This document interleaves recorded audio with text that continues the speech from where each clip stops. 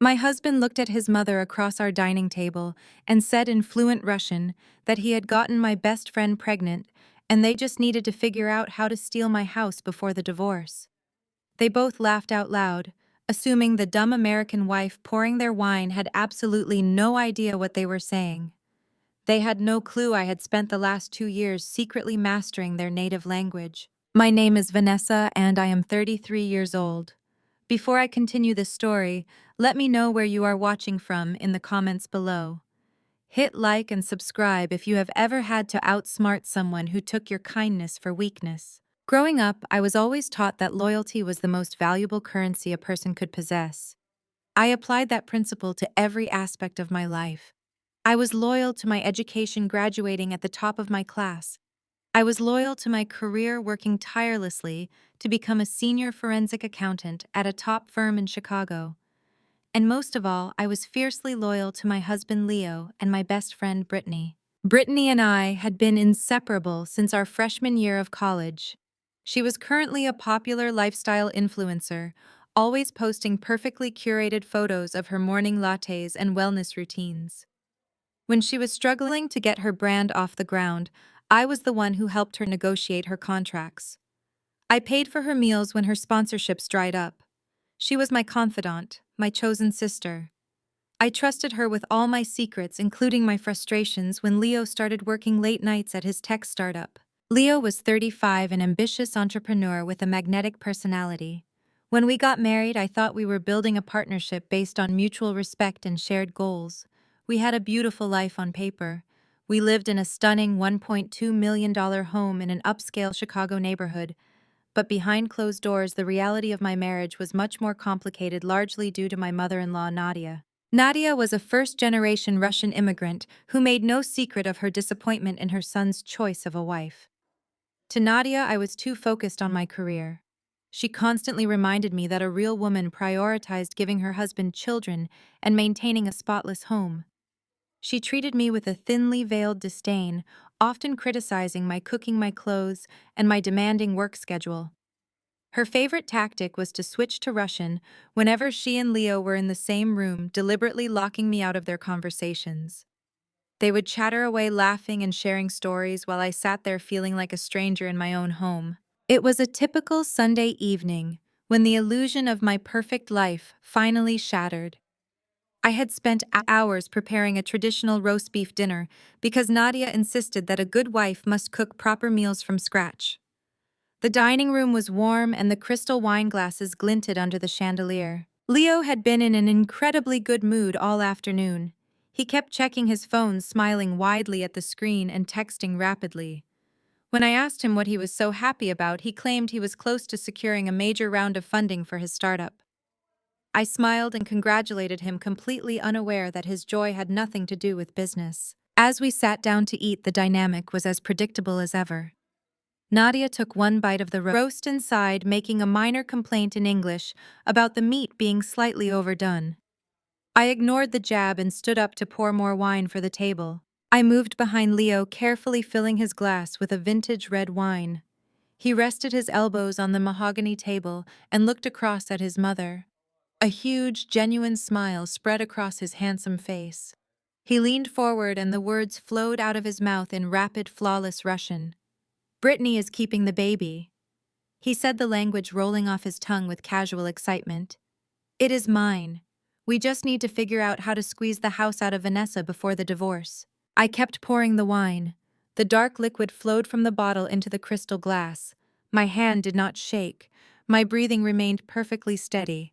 I simply watched the wine rise to the exact perfect level. Nadia's face lit up with absolute radiant joy. It was a look of pure happiness that I had never once seen her direct toward me. She reached across the table and squeezed Leo's hand tightly. "Good," she replied in Russian, her voice full of warmth and approval. "You deserve a real family, not a cold calculator." A cold calculator. That was how they saw me. And my best friend, the woman who had stood beside me as my maid of honor, the woman whose influencer lifestyle I had subsidized, was carrying my husband's child. They were plotting to take my home, my sanctuary, and cast me aside. They toasted to their brilliant plan, their glasses clinking together with a cheerful chime. They were celebrating my destruction right in front of my face, entirely confident that they were safe behind the barrier of a foreign language. What they did not know was that the barrier had been dismantled a long time ago. 2 years prior, our marriage had hit a rough patch. Leo was constantly stressed, claiming his startup was draining his energy. He grew distant and irritable. I wanted to do something grand to bridge the gap between us, to show him how much I was willing to invest in our marriage. I planned a luxury 2-week anniversary trip to St. Petersburg, but I wanted to take it a step further. I wanted to impress him and finally be able to communicate with Nadia on her own terms. So I hired a private tutor and began taking intensive Russian language lessons. For 2 entire years, I woke up at 5 in the morning to study grammar before heading to the office. I listened to Russian audiobooks during my daily commute. I spent my lunch breaks memorizing vocabulary flashcards. It was grueling, difficult work, but I poured my heart into it because it was my ultimate gift of love. A month before the trip, Leo abruptly canceled. He told me his startup was facing a critical phase and he simply could not step away for a vacation. I was heartbroken. I canceled the flights and the expensive hotel reservations.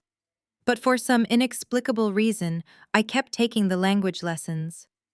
I kept my new skill a complete secret, waiting for another opportunity to surprise him. I never could have imagined that my romantic gesture would become the exact tool I needed to uncover his massive betrayal. Standing at the dining table, I processed the sheer magnitude of their deception. My husband and my best friend were conspiring to ruin me. But instead of breaking down, I felt a strange, powerful sensation wash over me. It was not sorrow. It was not the urge to cry or scream or throw the heavy wine bottle at the wall. It was pure, absolute clarity. The emotional wife vanished and the cold calculator woke up. I set the wine bottle down gently on a coaster. I looked at Leo and flashed the brightest, most oblivious smile I could possibly muster. "What are you two laughing about?" I asked, my voice perfectly light and conversational. "Is it an inside joke?" Leo chuckled, waving his hand dismissively. "Oh, it is nothing, babe. Just an old story from when I was a kid in the old neighborhood. You would not understand." I smiled even wider, forcing my eyes to crinkle with fake amusement. "Well, it sounds hilarious. I am so glad you two are having such a good time tonight." Nadia picked up her glass and took a sip, looking at me with absolute contempt over the rim. She probably thought I was the most pathetic, naive woman alive. I let her think it. I wanted them to underestimate me. I wanted them to believe I was just an easy target waiting to be robbed blind. "I am going to check on the dessert," I said, wiping my hands on my apron. "I made that cherry tart you love, Leo. It just needs a few more minutes in the oven." "You are the best," Leo said, giving me a charming wink. The exact same wink he probably gave Brittany when they were sneaking around behind my back. I turned and walked calmly toward the kitchen. The moment the swinging door closed behind me, the smiling, supportive facade dropped completely. My posture straightened. My jaw locked tight. I walked straight past the oven and went directly to my secure work briefcase resting on the counter. I am a forensic accountant. My entire career is built on tracking hidden assets, finding missing money, and exposing financial fraud for massive international corporations. I spend my days dismantling complex webs of deceit created by highly intelligent, white-collar criminals. Leo was just a tech bro with a failing startup. He really thought he could outsmart me. I pulled out my secure, encrypted laptop and opened it. The screen illuminated the dark kitchen, casting a cool blue light over my face. My fingers flew across the keyboard. I set up a secure virtual private network to ensure my activity could not be traced on our home router. Then I bypassed the basic passwords Leo used for his personal devices. I had never felt the need to snoop on my husband before because I had trusted him completely. But trust was a luxury I had just discarded. I logged into our joint banking portal. I needed to see the damage. I needed to understand exactly how deep this financial betrayal went, and how they planned to execute their ridiculous scheme to take my house. As I initiated an invisible audit of our shared finances, the numbers began to populate on my screen. I sat there in the quiet kitchen, preparing to dissect my own marriage with the exact same ruthless precision I applied to a corporate investigation. They wanted the cold calculator. They were about to get her. I did not start with our primary joint checking account. That would be too obvious. Leo was arrogant, but he was not entirely stupid. If he was siphoning money to fund a secret life with my best friend, he would do it through layers. He was a tech entrepreneur after all. He understood the basics of moving capital. But basic was the operative word. He was accustomed to pitching ideas to venture capitalists, not hiding assets from someone whose entire career was built on dismantling complex corporate financial fraud. I started by tracing the digital footprint of his personal devices and linked accounts. Leo had terrible password hygiene. It was a symptom of his narcissism. He believed he was the smartest person in any room, so he never anticipated anyone actively investigating him. His primary password was a combination of his startup's name and his birth year. I bypassed his initial security measures in under 40 seconds. Once inside his financial ecosystem, I bypassed the superficial ledgers and went straight for the hidden transfers. I pulled up the routing numbers attached to our joint savings account and began running a detailed filter looking for recurring automated clearinghouse payments that did not align with our standard marital expenses. It took less than 3 minutes to find the anomaly. There was a consistent monthly wire transfer of $4,800. It was categorized under his startup expenses labeled generically as external consulting fees. It was a sloppy, lazy way to hide money. I traced the routing number of the receiving institution. The money was not going to a consulting firm. It was going directly to the leasing office of the Azure Tower. The Azure Tower was a luxury high-rise apartment complex in downtown Chicago. It boasted floor-to-ceiling windows, a rooftop infinity pool, and a private concierge service. I knew the building intimately because Brittany had dragged me to a viewing party there 3 months ago. She had spent the entire afternoon staring longingly at the skyline views, complaining about how her influencer lifestyle simply did not generate enough reliable income for her to afford such a glamorous aesthetic. She had cried on my shoulder that day, talking about how hard it was to be a single woman trying to make it in the city. I had paid for our lunch afterward because I felt sorry for her. I dug deeper, hacking through the leasing portal's public verification system. I did not need to guess whose name was on the lease. The recurring wire transfer from my joint savings account was paying for a premium corner unit leased entirely under the name Brittany Hayes. A cold, tight knot formed in my chest, but I pushed it down. There was no room for emotion here. Emotion was messy and unpredictable. Data was absolute. I needed more data. I pulled the statements from our joint platinum credit card. Leo usually paid the balance in full from his business account, claiming he put his corporate travel and client dinners on it to rack up reward points for our future vacations. I had never questioned it. I opened the itemized billing history for the past 6 months and applied a forensic sorting algorithm to isolate specific merchant codes. The truth spilled across my screen in undeniable black and white lines. There was a charge for $800 at a high-end maternity boutique in the Gold Coast district. There were recurring weekly charges at a premium holistic wellness pharmacy for specialized prenatal vitamins and supplements. There was a receipt for a $2,000 luxury bassinet ordered from a boutique European baby brand, shipped directly to the Azure Tower address. The betrayal deepened with every click of my mouse. I cross-referenced the dates and times of the credit card transactions with my own memory and Brittany's highly curated social media presence. There was a charge for $350 at a high-end steakhouse on a Tuesday night in October. That was the night Leo told me he was trapped at the office running numbers for a potential investor. I opened a new tab and scrolled back through Brittany's Instagram feed. There it was, a photo posted on that exact Tuesday night.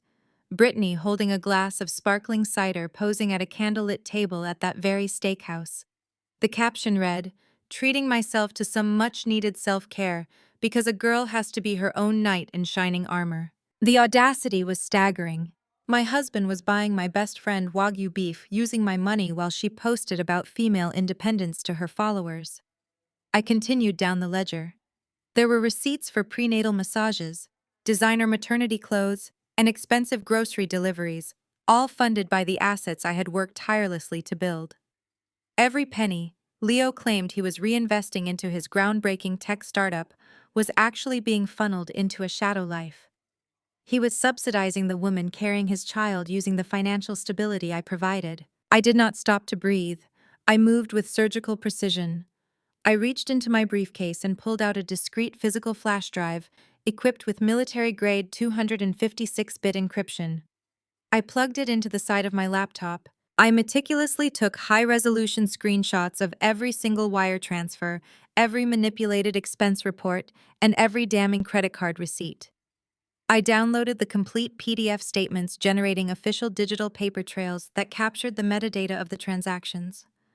I exported the routing histories that proved he was laundering marital funds through his startup to pay for Brittany's luxury apartment. I compiled the evidence into neatly organized folders. I labeled them with cold, objective titles: embezzlement, marital asset dissipation, wire fraud. I secured the entire archive onto the encrypted drive. I locked it down with a password that Leo could never guess in a million years. I ejected the flash drive and slipped it into the deep pocket of my slacks. The small piece of metal felt heavy against my leg. It was the physical weight of my new reality. It was the absolute, undeniable proof that my marriage was a financial and emotional scam. The oven timer beeped a sharp electronic chirp that cut through the silence of the kitchen. I closed my laptop and slid it back into my secure briefcase, snapping the locks shut. I walked over to the oven, grabbed a pair of protective mitts, and pulled out the cherry tart. The pastry was perfectly golden, the fruit bubbling and caramelized. It smelled like cinnamon and sugar and domestic bliss. It was the picture of a perfect Sunday dinner prepared by a loving, devoted wife. I took a deep breath. I smoothed my hands down the front of my apron. I adjusted my posture, ensuring my shoulders were relaxed and my face was entirely devoid of the calculating rage that was currently burning through my veins. I practiced my smile in the reflection of the dark microwave glass. It was bright, accommodating, and wonderfully oblivious. I picked up the dessert tray and pushed through the swinging door back into the dining room. Nadia and Leo were still sitting at the table. They had finished their primary glasses of wine and were leaning close together, their heads bowed in quiet conversation. They were still speaking Russian, still basking in the glow of their shared secret. As I entered, they abruptly stopped talking and leaned back, feigning casual interest in the room. "Here we are," I said, my voice cheerful and light. "Fresh out of the oven. I hope you saved room, Leo. I know this is your absolute favorite." Leo smiled, his eyes crinkling with that charming artificial warmth. "It looks amazing, babe. You always take such good care of us." Nadia offered a stiff, approving nod. "Yes. Very nice presentation, Vanessa." I set the tart down in the center of the mahogany table. I picked up the open bottle of red wine and stepped behind my husband. I placed one hand gently on his shoulder, feeling the tension in his muscles. I poured the dark wine into his crystal glass, filling it precisely to the rim. "To a wonderful evening," I said, smiling down at the two people who were actively conspiring to ruin my life, "and to all the exciting things the future holds for us." Leo raised his glass, completely unaware that the woman standing behind him was no longer his wife but his executioner. We finished the dinner in perfect, harmonious deception. I played my role flawlessly, asking about Nadia's health and Leo's startup, showing nothing but unwavering support. I went to bed that night lying next to a stranger, listening to his steady breathing, while my mind categorized evidence and drafted financial battle plans. The very next morning, the sun rose over Chicago, casting bright, cheerful light across our manicured front lawn. Leo was in the kitchen brewing coffee, preparing for another day of pretending to build his company. I was sitting at the kitchen island sipping tea, waiting for the inevitable arrival. The doorbell rang, chiming brightly through the quiet house. I stood up and walked to the front hallway, pulling the heavy oak door open. Brittany stood on my porch. She was wearing a flowing pastel dress that perfectly accommodated her newly changing figure. Her hands were clasped over her mouth, and her eyes were brimming with large, dramatically well-timed tears. She let out a breathless, staged sob the moment she saw me. "Vanessa," she cried out, her voice shaking with manufactured emotion. "You are not going to believe it. I am pregnant. It is an absolute miracle." I pulled the heavy oak door wider and ushered Brittany into the foyer. She practically collapsed into my arms, sobbing with a theatrical intensity that would have won an acting award if I had not already known the absolute truth. I wrapped my arms around her shoulders, patting her back with the exact rhythm of a comforting friend. I could smell her expensive floral perfume and the faint trace of the custom cologne I had bought Leo for his birthday last year. The physical proximity to her deception was nauseating, but I held my breath and played my part flawlessly. We moved to the living room, and I guided her to the plush white sofa. She dabbed at her eyes with a tissue, being extremely careful not to ruin her perfectly applied makeup. I sat beside her, radiating warmth and anticipation. I told her to tell me everything, keeping my voice entirely steady and full of fake excitement. Brittany took a deep breath and launched into a meticulously crafted narrative. She told me about secret trips to a private fertility clinic on the other side of the city. She spun a tragic tale about years of silent struggles and negative tests, crying over a loneliness she claimed she had been hiding from the world. She described the emotional toll of deciding to use an anonymous sperm donor because she just could not wait for the right man to come along to start her family. I nodded at all the right intervals, offering sympathetic murmurs and holding her hand while she lied directly to my face. Leo walked into the living room holding a mug of black coffee. He stopped dead in his tracks, widening his eyes in a display of manufactured shock that made my stomach turn. He asked what was going on, his tone dripping with fake concern. He asked why everyone was crying on a Monday morning. Brittany turned to him and delivered her joyous news again, repeating the exact same lies about the anonymous donor and the fertility clinic. Leo set his coffee mug down on the glass table with a heavy, dramatic thud. He rushed over and knelt on the rug in front of the sofa, grabbing Brittany by the hands. He told her how incredibly brave she was to take on this journey alone. He looked up at me, his eyes shining with artificial awe.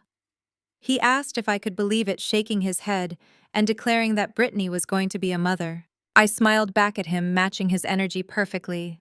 I told him it was the most wonderful news I had ever heard in my entire life. Leo stood up and ran a hand through his hair, pacing the room slightly to emphasize his deep thoughts.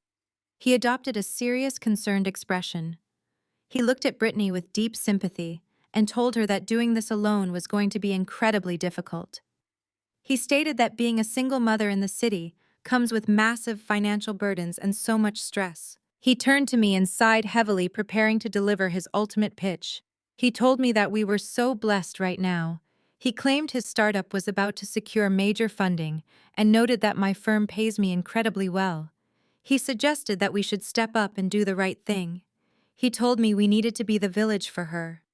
He explicitly stated that we should help her financially, so she does not have to worry about the basic necessities while she is preparing to bring a child into the world. I sat there looking at my husband, admiring his sheer brazenness.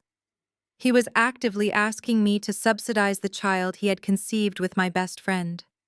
He wanted me to hand over my hard-earned money to furnish a nursery for his secret baby so he could keep his own embezzled cash for other things. I did not hesitate for a single second. I stood up and walked over to Leo, placing my hands flat against his chest. I gazed deeply into his lying eyes and told him he was absolutely right. I agreed that we had more than enough to share. I stated that Brittany should not have to stress over finances during such a beautiful time in her life. I turned back to Brittany, who was now weeping fresh tears of supposed gratitude. I clapped my hands together and announced that I was going to fund her entire nursery setup. I listed off a crib, clothes, a changing table, decorations, and everything she could possibly want. I told her to just point out what she needed, and I would write the check right now to get her started. Brittany rushed forward and hugged me tightly, calling me her guardian angel and her truest friend. I gently detached myself from her embrace and told her I would be right back. I walked upstairs to my home office and locked the door behind me. I bypassed my personal checkbook resting on the desk and opened a locked lower drawer. I pulled out a very specific corporate ledger. I operate a boutique consulting business on the side for specialized corporate audits. This specific business account is monitored under extremely stringent federal compliance frameworks. Any funds dispersed from this account to an individual are automatically reported and cross-referenced by federal tax authorities for contractor and gift tax compliance. Brittany lived a lavish influencer lifestyle entirely built on undeclared income. She accepted expensive brand sponsorships, free luxury trips, and high-end merchandise, which she never reported on her tax returns. She was a walking tax evasion case, just waiting to be caught. Depositing a high-value check from a registered corporate compliance account directly into her personal bank would instantly trigger an automated algorithmic red flag. It would rip the lid off her hidden finances and initiate an immediate comprehensive tax audit that would freeze her assets and demand years of back taxes she could never afford to pay. I picked up a heavy fountain pen and wrote out a check for $15,000.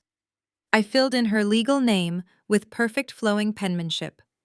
In the memo line, I explicitly wrote independent consulting and lifestyle staging to guarantee the tax authorities would classify it as taxable business income rather than a personal gift. I blew on the ink to dry it. It was not just a generous gift to a friend. It was a financial poison pill wrapped in a beautiful bow. I walked back downstairs and handed the crisp piece of paper to Brittany. Her eyes widened to the size of saucers when she saw the amount written on the line. She gasped loudly and hugged me again, thanking me profusely for changing her life. Leo looked at me with immense glowing pride, telling me I was the most generous and supportive woman in the world. I smiled warmly and told them both that family always takes care of family. After another hour of discussing baby names and expensive stroller brands, Brittany finally left. Leo hugged her at the door, a lingering embrace that lasted just a second too long for platonic friends. He closed the door and turned to me, praising my kindness once again before heading up to his home office to prepare for his daily meetings. I went back to the kitchen and opened my secure laptop once again.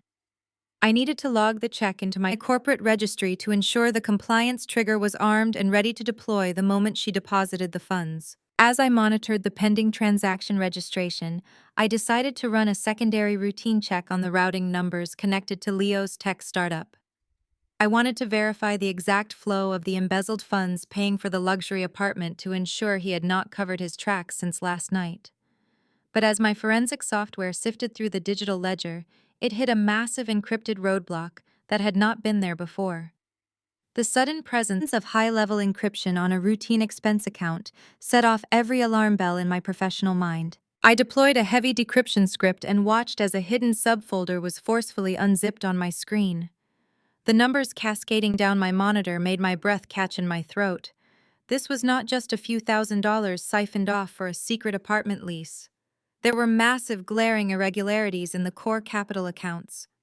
Millions of dollars of investor seed money were completely unaccounted for. The missing funds had been replaced by highly sophisticated dummy invoices from fake vendor companies registered to offshore holding accounts. Leo was not just an unfaithful husband paying for a mistress. He was sitting at the very center of a colossal corporate financial crime that was going to destroy his entire company and land him in federal prison. I stared at the screen as the decrypted files mapped out a financial labyrinth. The offshore holding companies were registered in the Cayman Islands, but a simple reverse trace of the IP addresses used to set them up pointed directly back to Leo private office server. He had drafted fake invoices for software development consultation and digital marketing services. The amounts perfectly mirrored the massive withdrawals from his investor seed capital. I tracked the routing numbers as the money bounced from the Caymans back to a domestic shell account. From there, the funds were bleeding out to cover Brittany. It was not just the luxury apartment lease. He was paying off her massive credit card debts. He had purchased a high-end SUV registered to her name. He was actively draining millions of dollars from people who trusted his business acumen to build a lavish alternate reality for his mistress. I spent the next 4 hours pulling every single transaction log. I cross-referenced the dummy invoices with the original investor term sheets. I compiled a digital dossier so legally airtight that a federal prosecutor could secure a conviction in a single afternoon. Leo was standing on a trapdoor of his own making, and I held the lever tightly in my hand. 2 days later, the dynamic in my house shifted from quiet deception to active hostility. A loud, heavy knock echoed through the foyer on Thursday afternoon. I opened the door to find Nadia standing on my porch with 4 oversized designer suitcases. She pushed past me without a single word of greeting, dropping her expensive coat on the banister. Leo rushed down the stairs to take her bags, acting as though this was a suddenly planned arrival. He turned to me and explained that his mother needed to stay with us for a few weeks. He claimed she had specialized medical appointments in the city for a chronic joint issue, and driving back and forth from the suburbs was simply too exhausting for her. I knew her health was perfectly fine. I had seen her run in high heels to catch a taxi just last week. This was a strategic occupation. They were moving her into my house to solidify their control and keep a closer eye on me while they finalized their plot. I smiled graciously and welcomed her, telling her our home was her home. She did not even look at me as she directed Leo to carry her luggage into the primary guest suite. Nadia immediately established her absolute dominance. She treated me not as a daughter-in-law or a homeowner, but as an incompetent maid. By Friday morning, she had completely reorganized my kitchen cupboards, complaining loudly in Russian about how disorganized and foolish American women were. I walked into the kitchen to find her throwing away my expensive organic groceries. She looked at Leo, who was eating breakfast at the island, and spoke in her native tongue. She told him my food was garbage and that I was trying to poison him with tasteless cardboard. She said a real wife knows how to nourish a strong man. Leo laughed and agreed with her in Russian, telling her to just buy whatever she wanted with my credit card. I poured myself a cup of coffee and smiled at them both. I asked what they were discussing with such enthusiasm. Nadia switched to heavily accented English and claimed she was just complimenting my beautiful modern kitchen. I thanked her and offered to make her eggs. For the next 5 days, I endured a barrage of verbal abuse delivered right to my face. They discussed my appearance, my demanding career, and my supposed fertility issues. Nadia told Leo in Russian that I was too skinny and too focused on numbers to ever be a proper mother. She said it was a blessing he found Brittany, because Brittany was soft and compliant and highly fertile. Leo agreed, stating that I was useful for my impressive income, but completely devoid of feminine warmth. I smiled through every single insult. I served them dinner. I washed their dishes. I folded their laundry. I ironed the shirts he probably wore when he visited her. I became the perfect submissive ghost in my own home, absorbing every piece of intelligence they freely handed me. I needed their staggering arrogance on the record. As a forensic accountant, I knew that financial documents told the story of the crime, but audio evidence established the undeniable malicious intent. Illinois is a two-party consent state for recordings, but I did not plan on taking this to a local courtroom. I planned on using it in a very different arena, where the court of public opinion and corporate leverage mattered far more than local statutes. On Tuesday evening, I volunteered to cook a complex roast dinner. Nadia and Leo sat at the kitchen island drinking vodka and watching me work. I pulled my smartphone from my pocket and placed it face down on the marble counter right next to the fruit bowl. I had already activated a high-definition voice recording application designed for quiet environments. I told them I needed to run down to the wine cellar to fetch a specific bottle of Merlot to pair with the roast. I walked out of the kitchen and let the heavy oak door swing shut behind me. I stood perfectly still in the hallway, holding my breath and listening to the muffled sounds of their voices. The moment they thought they were completely alone, the Russian conversation flowed freely. The recording captured everything with crystal clear precision. I retrieved the audio file later that night and translated it word for word into a sworn transcript. Nadia had asked Leo exactly when he was going to get rid of me. She sounded impatient, demanding to know when Brittany could finally move into the large house. Leo told her to calm down and explained his master timeline.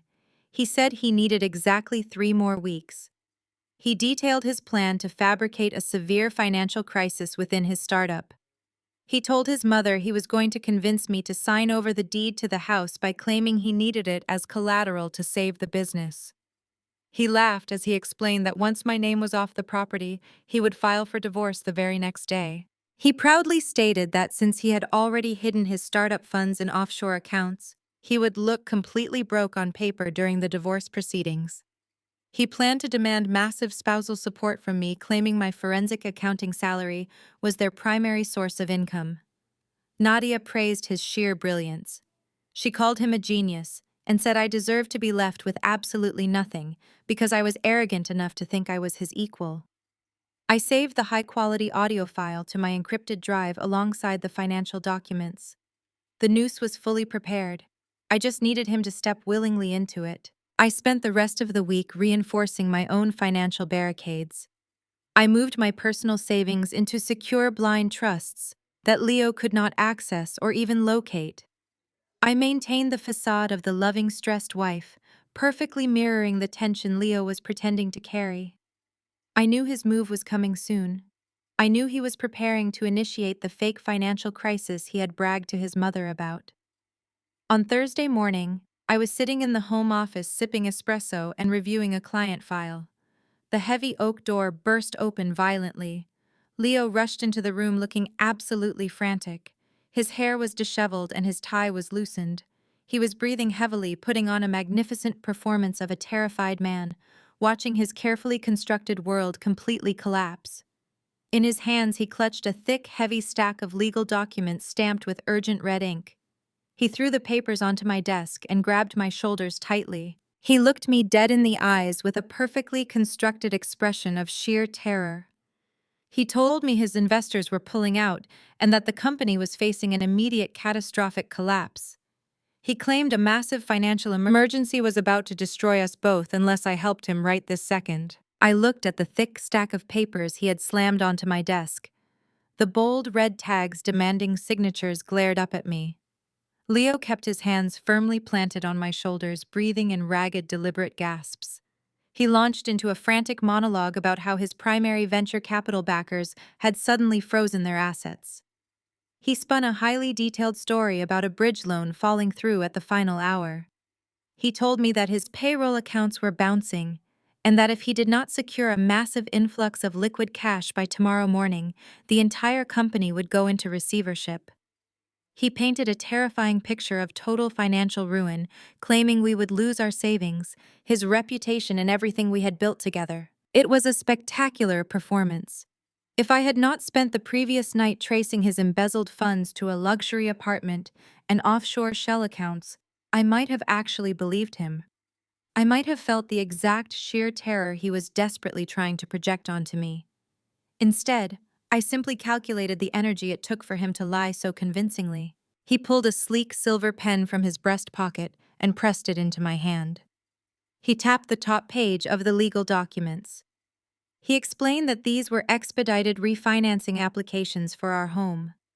He told me the house was our only remaining asset, with enough equity to secure the commercial loan he needed.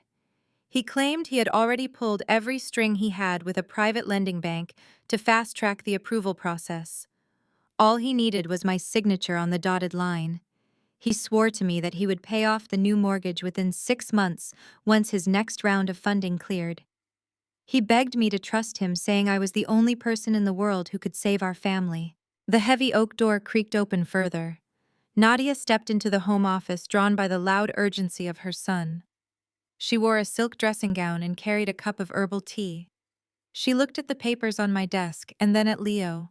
A silent communication passed between them. Nadia took a slow sip of her tea and asked Leo in rapid Russian if the trap was finally set. She wanted to know if I was actually falling for the emergency routine. Leo did not even look at her.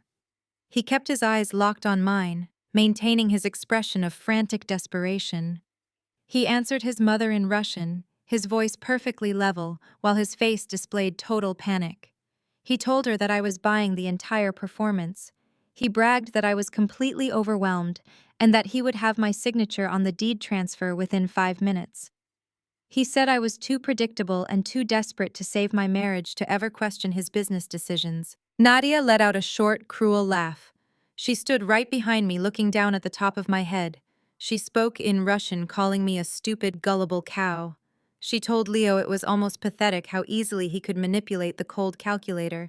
She praised her son for his brilliant strategy, noting that once my name was tied to the fraudulent refinancing debt, I would be utterly destroyed in the divorce proceedings. She told him to hurry up and get the signature so they could finally pop the champagne they had been saving. I sat perfectly still, absorbing every single vicious syllable. My hands trembled slightly, but I ensured the shaking looked like genuine fear, rather than the boiling rage it actually was.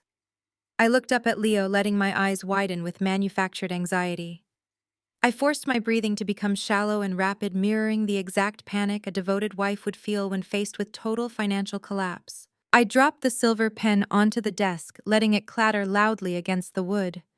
I brought my hands up to my face and rubbed my temples, acting completely overwhelmed. I told Leo that this was moving too fast. I cried out that a $1.2 million refinancing agreement was a massive commitment, and that I was terrified of losing the roof over our heads. I played the part of the risk-averse accountant perfectly. I told him I trusted him completely and believed in his company, but I simply could not sign a binding legal document of this magnitude without reading the fine print. Leo immediately pushed back. His grip on my shoulders tightened. He dropped his voice to a harsh, urgent whisper. He told me there was no time to read through hundreds of pages of bank jargon. He claimed the lending officer was holding the window open for exactly 1 hour, and if I delayed, we would be utterly ruined. He tried to guilt me, asking if I truly believed he would ever put our home in jeopardy. I kept my hands firmly in my lap, refusing to touch the pen. I looked at him with tear-filled eyes and begged for just one night. I promised him I would stay up all night reading every single clause and have it signed and ready for him before he even woke up tomorrow morning. I told him I just needed to process the shock of the emergency. Leo let out a heavy, frustrated sigh. He looked at Nadia, who gave him a subtle nod in Russian, telling him not to push too hard and risk making me suspicious. Leo stepped back, rubbing his face in mock defeat. He told me I was being overly cautious, but he understood my fear. He agreed to give me until tomorrow morning, but stressed that the delay might cost him thousands of dollars in penalties. He kissed the top of my head, playing the benevolent, forgiving husband. He told me he loved me, and walked out of the office with his mother following closely behind. The moment the heavy door clicked shut, I reached over and slid the deadbolt into place. The terrified, anxious wife vanished instantly. I picked up the stack of legal documents and spread them across my clean mahogany desk. Leo was a tech entrepreneur who thought his basic understanding of venture capital made him a financial genius. He was arrogant enough to believe he knew everything about my assets simply because we shared a checking account. But corporate law and property trusts operate on an entirely different level of reality. When we moved into this house, Leo assumed I had purchased it using the massive bonuses I earned from my forensic accounting firm.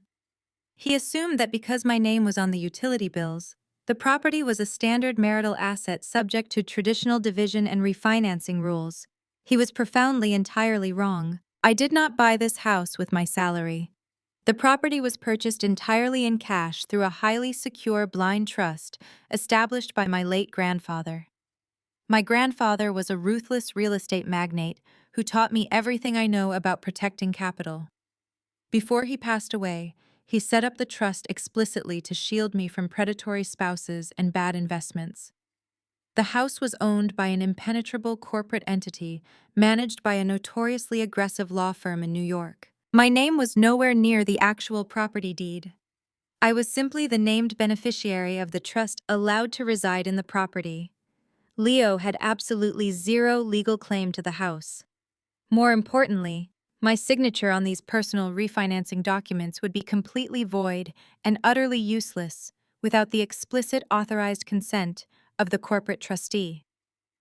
Leo was trying to leverage a property that did not belong to him, using a signature that held zero legal authority over the asset. I gathered the paperwork, intending to carry the useless documents to my heavy-duty shredder.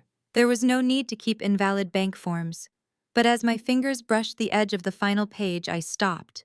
My training took over. I sat back down and turned on my desk lamp, illuminating the fine print of the loan application. I began reading the documents line by line, clause by clause. I looked closely at the sections Leo had already filled out and signed in advance to save time. He had listed the property as a joint marital asset. He had claimed full legal ownership and equity.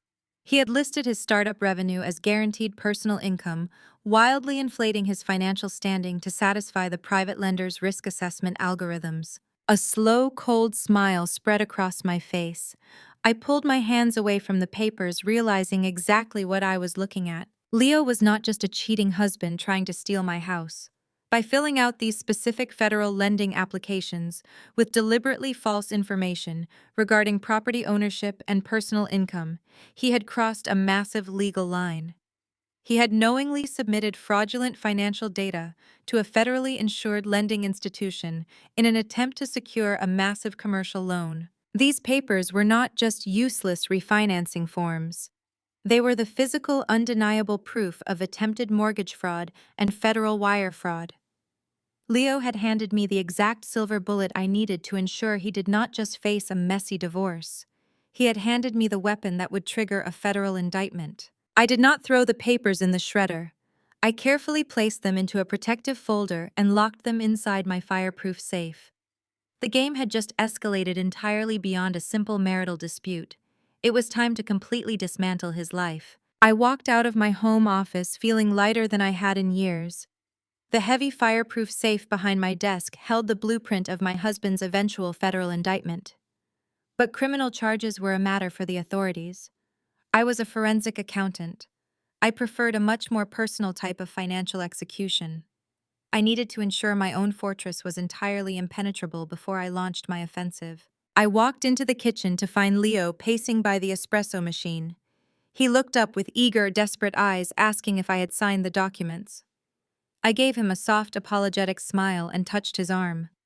I told him the legal jargon was overwhelming, and I needed the weekend to read through the clauses carefully to ensure we were making the best decision for our family. I promised him he would have my signature first thing Monday morning. The frustration flashed across his face, but he quickly masked it with a tight nod. He kissed my cheek and hurried out the door to his office, believing he had won. Nadia watched him leave from the kitchen island, muttering under her breath in Russian about my annoying hesitation. She loudly complained that American women were overly involved in their husbands' business affairs. She stated that in her day, a wife simply signed where she was told and kept her mouth shut. I poured myself a cup of black coffee, completely unfazed by her insults. I smiled warmly and told her to have a wonderful day resting her joints. I had 72 hours of absolute operational freedom, and I intended to use every single second to destroy her son. I drove to my downtown firm and locked myself in my private office. My first priority was severing the financial arteries that connected my actual wealth to Leo. I immediately initiated a total lockdown on my personal assets. I opened an impenetrable domestic asset protection trust based in Delaware. Delaware trust laws offer the most rigorous privacy and creditor protection shields in the country, making it virtually impossible for a hostile spouse to access or even locate the funds during a contentious divorce.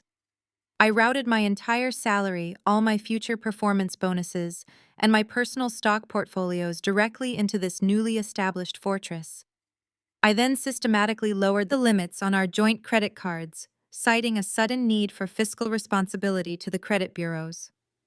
I left just enough runway in our shared checking account to cover the utility bills and groceries, so Leo would not notice the sudden drought. My money was now a ghost. With my own capital, safely locked behind unbreachable legal walls, I turned my attention back to Leo's sinking ship.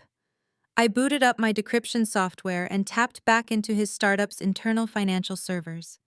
I needed to understand exactly how close to the edge he was actually standing. The data I uncovered was staggering.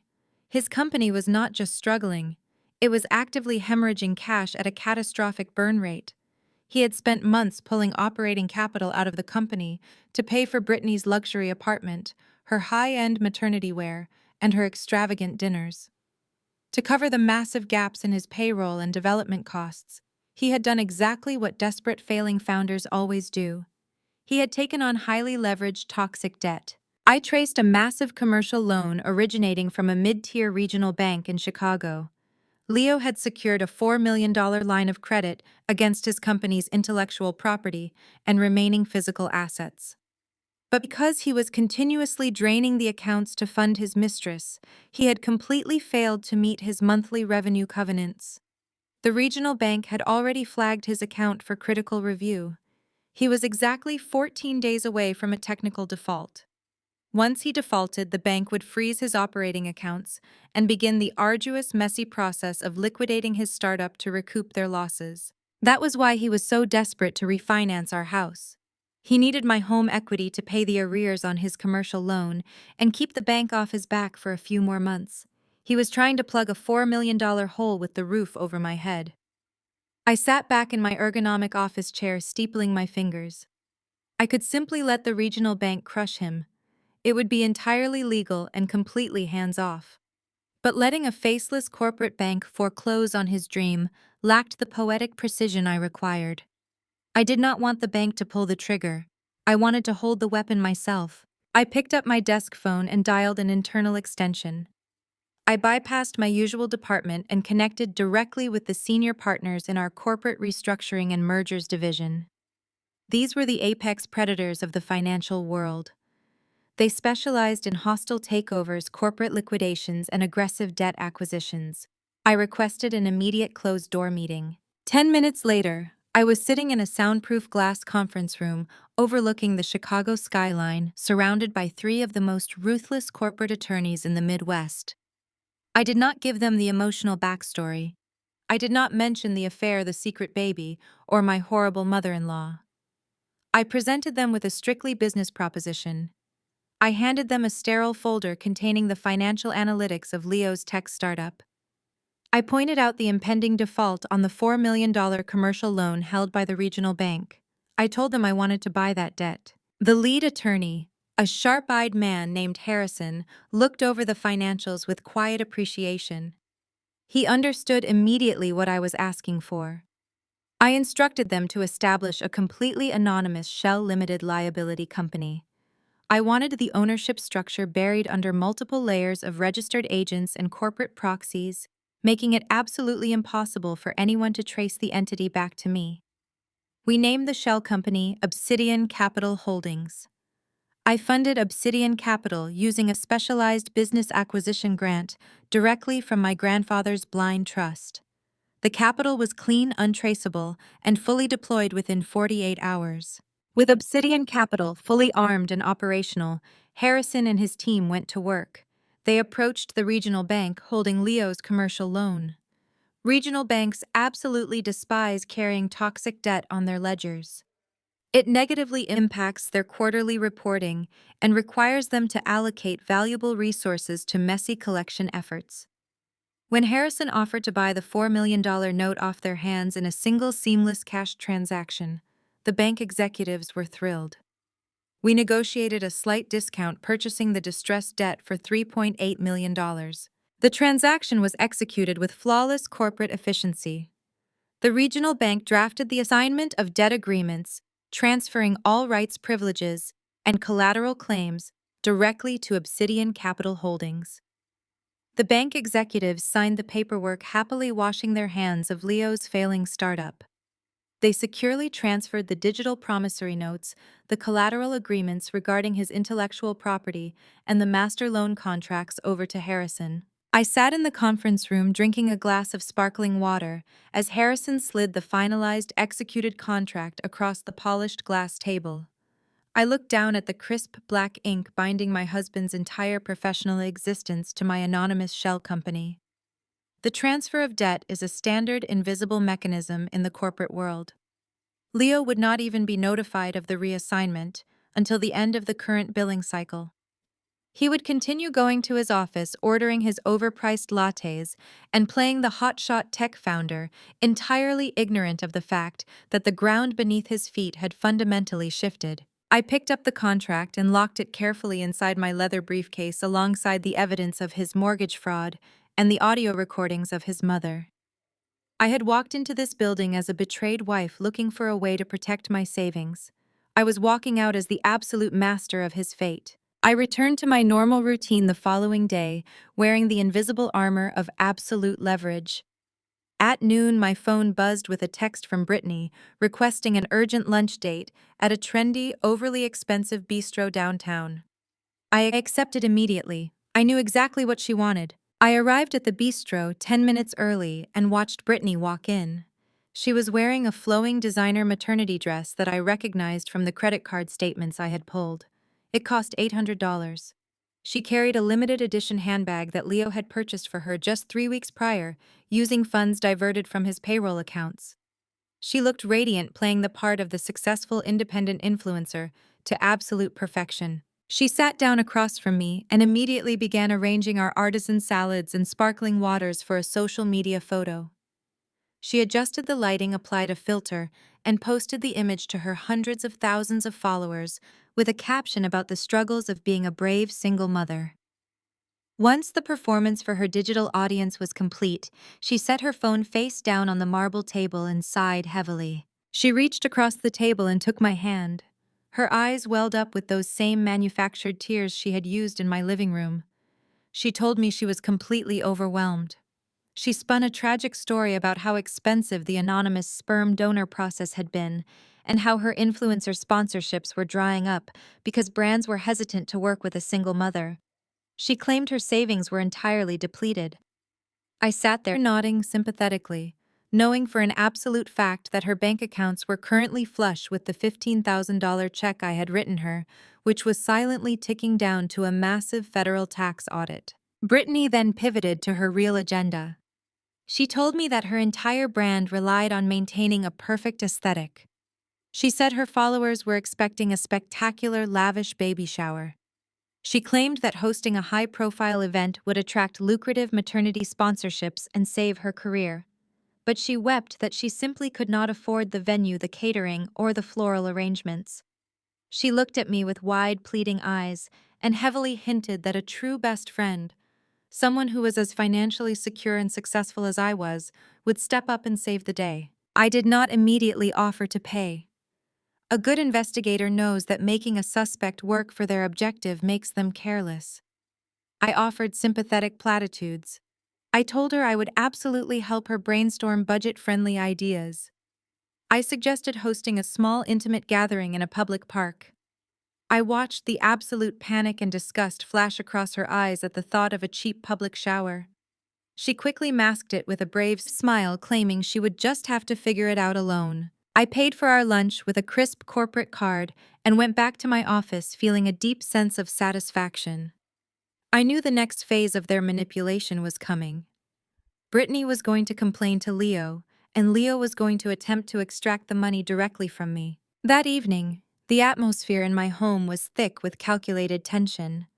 Nadia was sitting in the living room watching television while I prepared dinner. Leo walked into the kitchen, loosening his tie and pouring himself a glass of scotch. He leaned against the granite counter and let out a long, dramatic sigh, rubbing his temples as if carrying the weight of the world. He told me he had spoken to Brittany earlier today. He adopted a tone of deep, grave concern. He said she was falling apart from the stress of the impending baby shower. He reminded me how hard she had struggled with her fertility journey and how incredibly brave she was for facing single motherhood. He looked at me with big, earnest eyes and told me that we needed to do the right thing for her. I explicitly stated that I should pay for and host an elite baby shower. He did not suggest a modest restaurant or a backyard barbecue. He specifically named the Oakwood Country Club.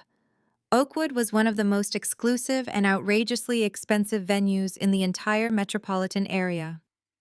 Booking their grand ballroom required a minimum non-refundable deposit of $20,000 just to secure the date. The catering, floral installations, and photography would easily double that figure. Leo smoothly justified the absurd expense. He reminded me of the generous year-end bonus I had recently received from my forensic accounting firm. He had no idea that bonus was currently locked inside an impenetrable Delaware asset protection trust. He told me that since we had not yet started our own family, I had plenty of disposable income to spare. He framed it as a beautiful charitable act, saying it would be a testament to my incredible generosity and my unwavering loyalty to my best friend. Before I could formulate my response, the kitchen door swung open and Nadia walked in.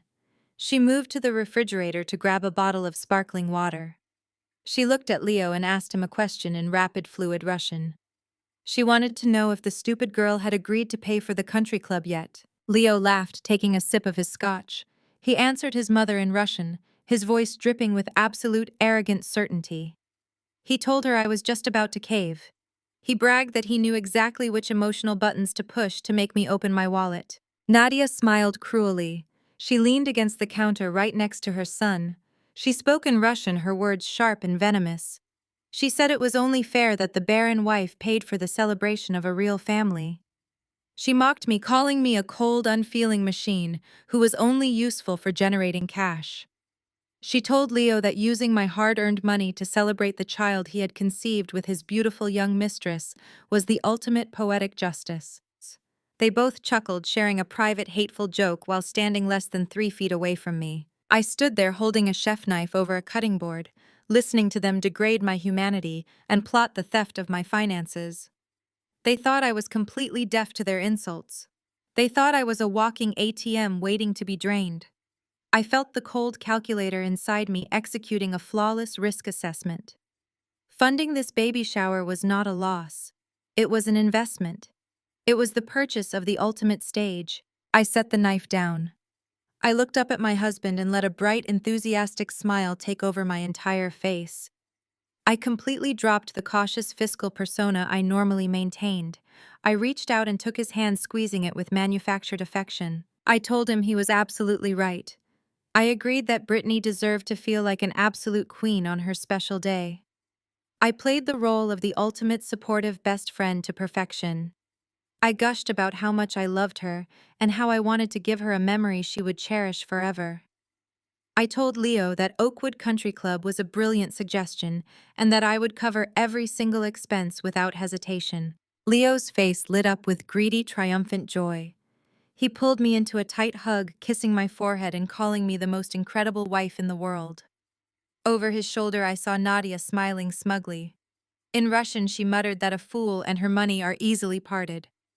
I stepped back from the embrace and held up my hands. I told Leo I had just one strict, unwavering condition. I explained that my career as a senior forensic accountant required me to be incredibly detail-oriented. I told him that if I was going to fund an event of this magnitude, I demanded absolute total control over the entire planning process. I wanted to handle the venue contracts, the catering menus, the floral designs, and the seating charts. But most importantly, I insisted on managing the entire guest list and the distribution of the invitations. I framed it as an act of profound consideration. I told Leo that Brittany was already under so much stress with her pregnancy and her influencer career. I said I did not want her or him to lift a single finger or worry about a single detail. I wanted them to just show up and enjoy the magic of the day. Leo did not hesitate for a fraction of a second. He was so incredibly eager to pass the massive financial burden on to me while keeping his embezzled startup cash safely hidden that he readily agreed to every single term. He promised that Brittany would give me full creative control. He praised my organizational skills, stating that nobody could plan an elite event better than I could. They thought they had won.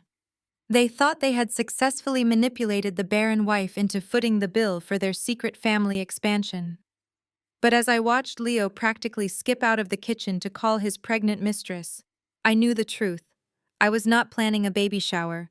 I was constructing a public execution. The very next morning, I drove my sleek sedan up the winding manicured driveway of the Oakwood Country Club. The tires crunched softly against the pristine gravel as I pulled up to the grand entrance.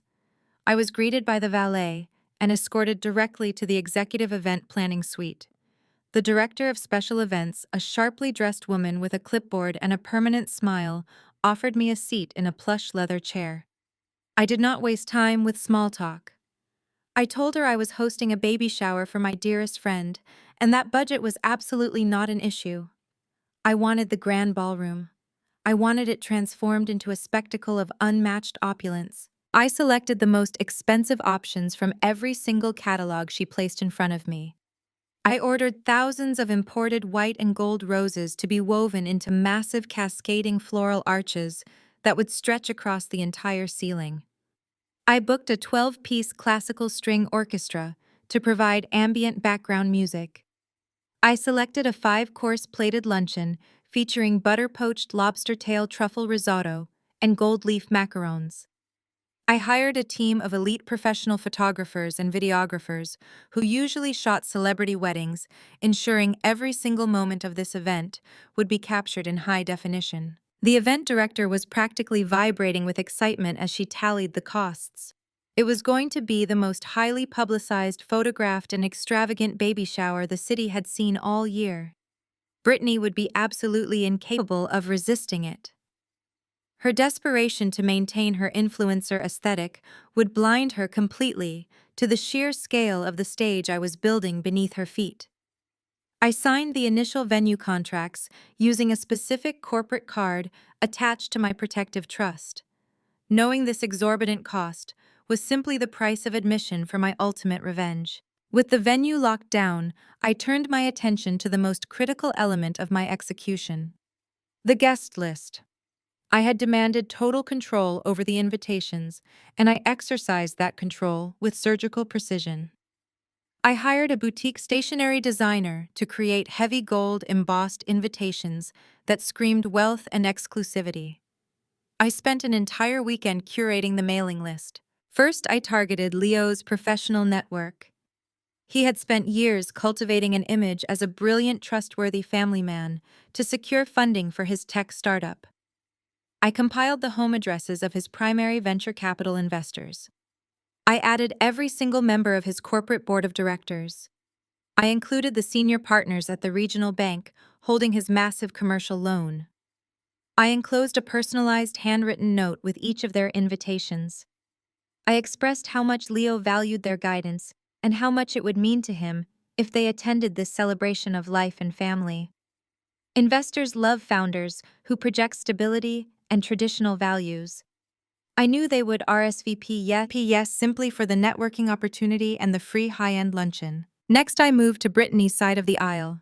Brittany originally hailed from a small, deeply conservative town in the Midwest. Her extended family was highly religious, traditional, and obsessively concerned with their social reputation in their local community. Brittany had told them she was having a miracle baby via a highly sterile anonymous sperm donor process. I sent premium invitations to her parents, her grandparents, all of her aunts and uncles, and her fiercely judgmental older sisters. I offered to pay for their flights and put them up in a luxury hotel near the country club, framing it as a generous gift from Brittany's wealthy best friend. They eagerly accepted, completely unaware they were flying first class to witness their daughter's absolute moral destruction. Finally, I addressed Nadia's social circle. Nadia spent her weekends attending a Russian Orthodox church and frequenting an elite immigrant social club in the suburbs. She derived her entire sense of self-worth from bragging to these women about her successful son and his wealthy lifestyle. I hired a translator to draft a beautiful formal invitation in flawless Russian. I mailed it to every single woman in Nadia's gossip circle.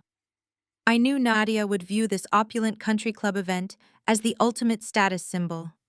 She would personally ensure every member of her community attended just so they could marvel at the lavish display of wealth she believed her son was secretly orchestrating. 2 days before the event, I drove downtown to the towering glass skyscraper that housed my corporate attorneys. I walked into the secure conference room to meet with Harrison, the senior partner, managing my Shadow LLC, and my personal divorce attorney, a notoriously aggressive litigator named Evelyn. We sat around the polished mahogany table and synchronized our watches. I laid out the precise timeline of the baby shower. I explained that the event would run smoothly for the first 2 hours to allow the guests to eat, drink, and lower their defenses. I pinpointed the exact moment the toasts were scheduled to begin. I handed Evelyn and Harrison a detailed schematic of the Oakwood Country Club Grand Ballroom. We mapped out the entry points, the exits, and the positions of the private security team I had hired to manage crowd control. Evelyn slid a thick legal folder across the table. It contained the final ironclad divorce petition citing irreconcilable differences and egregious financial infidelity.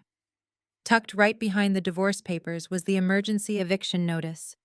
Because the house was owned entirely by my grandfather's blind trust, Leo and Nadia were legally classified as mere guests. The eviction order demanded they vacate the premises within 24 hours of being served or face immediate arrest for criminal trespassing. Harrison placed a second, heavier binder next to it. The cover bore the sleek minimalist logo of Obsidian Capital Holdings. Inside were the executed commercial debt acquisition contracts, the notice of technical default, and the formal asset seizure warrants for Leo's tech startup. It was the legal equivalent of a corporate guillotine. We established the chain of custody for the documents. They would not travel with me to the venue. That was an unnecessary risk. Instead, Harrison and Evelyn arranged for a discreet, specialized courier service. The courier would arrive at the country club disguised as a senior event coordinator. They would wait in the private staff quarters directly behind the main stage.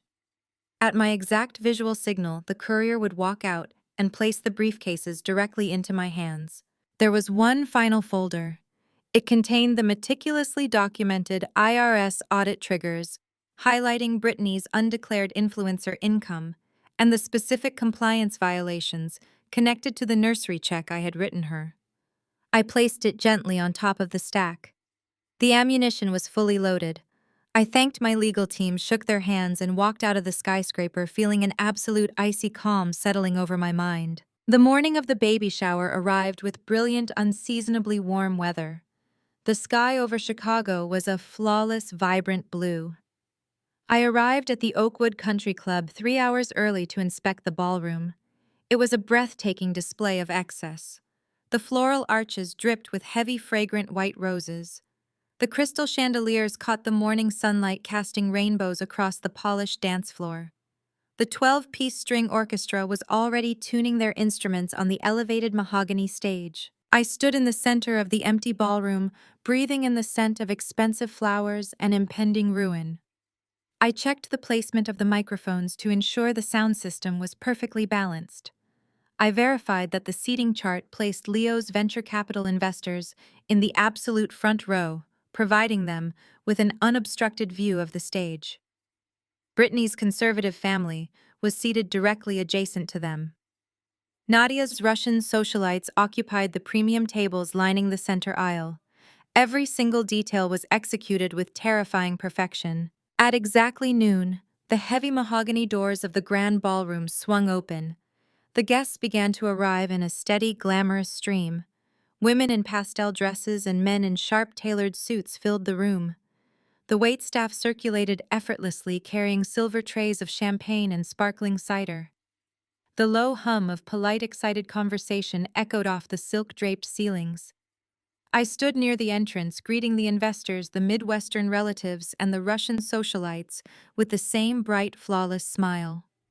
I played the gracious, wealthy hostess to absolute perfection, directing everyone to their assigned seats. The ballroom was packed to absolute capacity. The doors were secured by the private security staff standing quietly in the shadows. The string orchestra swelled into a beautiful, lively symphony. The trap was flawlessly laid, and the main targets were just walking through the door. Brittany walked through the grand mahogany doors 20 minutes after the main crowd had settled, timing her arrival for maximum dramatic effect. She wore a sweeping blush-pink gown that cascaded around her ankles, perfectly tailored to highlight the swell of her pregnancy. When she crossed the threshold and took in the sheer magnitude of the grand ballroom, she actually gasped. Her hands flew to her mouth in a picture-perfect display of overwhelming gratitude. The white and gold floral arches stretched endlessly above her, catching the light from the crystal chandeliers, while the string orchestra transitioned smoothly into a classical rendition of a popular radio hit. Leo walked in right behind her, his chest puffed out with arrogant pride. He was wearing a bespoke navy suit, looking every inch the successful tech visionary. He glanced around the opulent room, taking in the towering centerpieces and the silver trays of champagne circulating among the guests. I watched a smug, self-satisfied smirk spread across his face. He truly believed he had orchestrated this entire masterpiece without spending a single dime of his own money, successfully manipulating his barren, wealthy wife into funding the ultimate celebration for his mistress. He caught my eye across the room and mouthed a silent thank you, pointing to the floral arrangements. I smiled back warmly, raising my glass of sparkling water in a cheerful salute. The hired team of elite photographers and videographers swarmed Brittany immediately. This was the exact aesthetic she desperately needed to revive her flagging lifestyle influencer brand, and she went straight to work. She began directing the camera crew with practiced efficiency, demanding specific lighting angles and making sure the background highlighted the most expensive elements of the ballroom. She pulled out her phone to record a live video for her hundreds of thousands of followers spinning in a slow circle to showcase the venue, while loudly praising her incredible, generous best friend for making her single motherhood journey so magical. While Brittany curated her digital fiction, the distinct factions of my carefully selected guest list began to mingle. Brittany's extended family sat stiffly at their designated tables near the front. They were conservative, deeply traditional people from a small Midwestern town, and the sheer extravagance of the Chicago Country Club clearly intimidated them. Her parents sat with perfect posture, smiling politely, but looking visibly uncomfortable with the lavish display of wealth for a child conceived entirely out of wedlock. I glided over to their table, playing the gracious host, ensuring their wine glasses were full, and telling them how deeply Brittany valued their traditional family morals. I wanted them feeling respected and highly visible, knowing their rigid judgments would make the impending truth that much more devastating for their daughter. On the opposite side of the aisle, Nadia was in her absolute element. She had gathered her entire network of Russian socialites, church friends, and elite club members. She paraded through the center of the ballroom like a conquering queen, wearing a dark emerald dress that looked suspiciously new. She moved from table to table, gesturing grandly to the string orchestra and the towering floral displays. She spoke loudly and rapidly in Russian, bragging to her friends about the immense wealth of her son. She proudly claimed that Leo was the true mastermind behind this spectacular event, telling her social circle that his technology company was generating millions and that he had demanded only the best for his dear friend. I walked past Nadia's group, holding a silver tray of hors d'oeuvres. One of the Russian women asked Nadia how my forensic accounting career was going. Nadia waved her hand dismissively right in front of my face.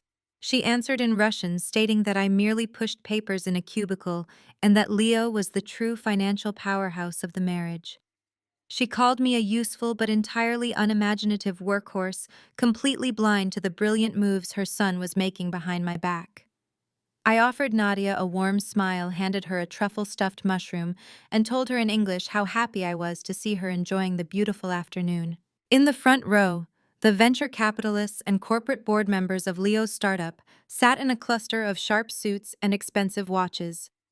I had specifically requested the catering staff to keep a steady flow of premium scotch moving toward their table. They watched the lavish display with calculating eyes. To them, this breathtakingly expensive event was a clear indicator of Leo's massive personal liquidity and unshakable financial stability. They mingled with each other, praising Leo's capacity to support his friends and manage his wealth so effortlessly. They were completely unaware that the man they were admiring had stolen their seed money to pay for the designer maternity dress currently being photographed center stage. At 1 o'clock, the lead photographer called for the principal guests to gather under the massive central floral arch for formal portraits. I walked up to the stage, taking my place on the far left side. Brittany stood in the dead center, glowing under the bright flashes of the camera lenses. Her parents flanked her on the right, smiling rigidly for the cameras. Then Leo stepped onto the stage. He did not stand next to me, his actual wife. He walked straight to the center and positioned himself directly behind Brittany. The photographers asked for a natural, candid pose. Leo leaned down, pressing his chest against Brittany's back, and placed both of his large hands firmly over the swell of her pregnant stomach. He rested his chin near her shoulder, his face radiating a deep, intensely protective warmth. It was an incredibly intimate, possessive gesture far beyond the boundaries of a supportive friend's husband. A murmur rippled through Brittany's conservative family at the front table. The venture capitalists raised their eyebrows at the display. The sheer audacity of the pose was staggering. They were boldly flaunting their secret in broad daylight, entirely confident that they were hiding in plain sight. I stood just 2 feet away from them, framing the left side of the photograph. I did not glare or step away. I leaned into the frame holding a beautifully wrapped prop gift box and smiled with absolute radiant joy. I looked directly into the camera lenses, perfectly playing the role of the oblivious, cheerful best friend. I wanted this photograph forever burned into the digital archives. I wanted high-resolution proof of their arrogance captured mere minutes before I burned their world to ash. The photography session concluded, and the guests were directed to take their seats for the 5-course plated luncheon. The catering staff moved through the ballroom with military precision, serving butter-poached lobster tail-rich truffle risotto and delicate gold leaf macarons. The room filled with the clinking of heavy silver cutlery against fine china and the low, contented hum of 100 well-fed, wealthy guests. As the final dessert plates were being cleared away, the string orchestra slowly faded their music to a gentle, quiet hum. Leo pushed his chair back and stood up from our table at the front of the room. He reached for his crystal champagne flute and picked up a heavy silver spoon. He tapped the spoon against the side of the glass, the sharp, clear ringing sound commanding the immediate attention of the entire ballroom. The conversations died down and all eyes turned toward the stage. Leo buttoned his tailored suit jacket and stepped up to the microphone positioned beneath the floral arch. He looked out over the crowd, making deliberate, confident eye contact with his venture capital investors before turning his gaze toward Brittany's table. He smiled, adopting an expression of deep, humble reverence. He began his toast by thanking everyone for coming together to celebrate a truly miraculous new life. He spoke with the polished, charismatic cadence of a tech founder, pitching a billion-dollar idea. He talked about the concept of modern families, about how the world was changing, and how true love meant stepping up to support the people who matter most. Then he turned his focus entirely to Brittany. He lowered his voice, making it sound thick with manufactured emotion. He praised her unbelievable bravery. He spun a beautiful, sickeningly sweet narrative about her tragic, lonely struggle with fertility and the incredible courage it took to choose the path of a single mother through an anonymous donor. He called her a warrior, a shining example of independent female strength. He placed a hand over his heart and looked out at the audience. He stated that the world could be a cold and unforgiving place for a woman raising a child alone. He said that when Brittany made this brave choice, he and his wonderful wife Vanessa had made a vow. He promised the room that they would be Brittany's village. He declared that he would personally ensure that this child never wanted for anything, that this baby would always have a strong male role model to look up to, and a family that would protect it at all costs. He raised his crystal flute high into the air. He asked the entire room to raise their glasses and toast to Brittany, to the beautiful miracle of life, and to the unbreakable bonds of chosen family. The ballroom erupted into thunderous applause. The venture capitalists nodded approvingly, raising their glasses to Leo's honorable character. Nadia wiped a tear from her eye, clapping loudly from the center aisle. Brittany sat at her table, weeping delicate camera-ready tears, looking up at Leo as if he were a god walking among mortals. Leo took a sip of his champagne, basking in the absolute adoration of the crowd. He looked down at me, seated at the front table, and gave me a small, victorious nod. He had secured his public image, validated his mistress, and made me pay for the entire production. He sat back down in his chair, looking like a conquering hero. As the deafening applause began to slowly die down, the lingering echoes bouncing off the silk-draped ceilings, I pushed my chair back from the table. I stood up, smoothing the fabric of my tailored skirt. I picked up my own glass of sparkling water and walked calmly, deliberately up the steps to the center of the stage. I reached out and took the microphone directly from the stand. I gripped the cool metal of the microphone, feeling the solid weight of it in my palm. The entire grand ballroom fell into absolute breathless silence.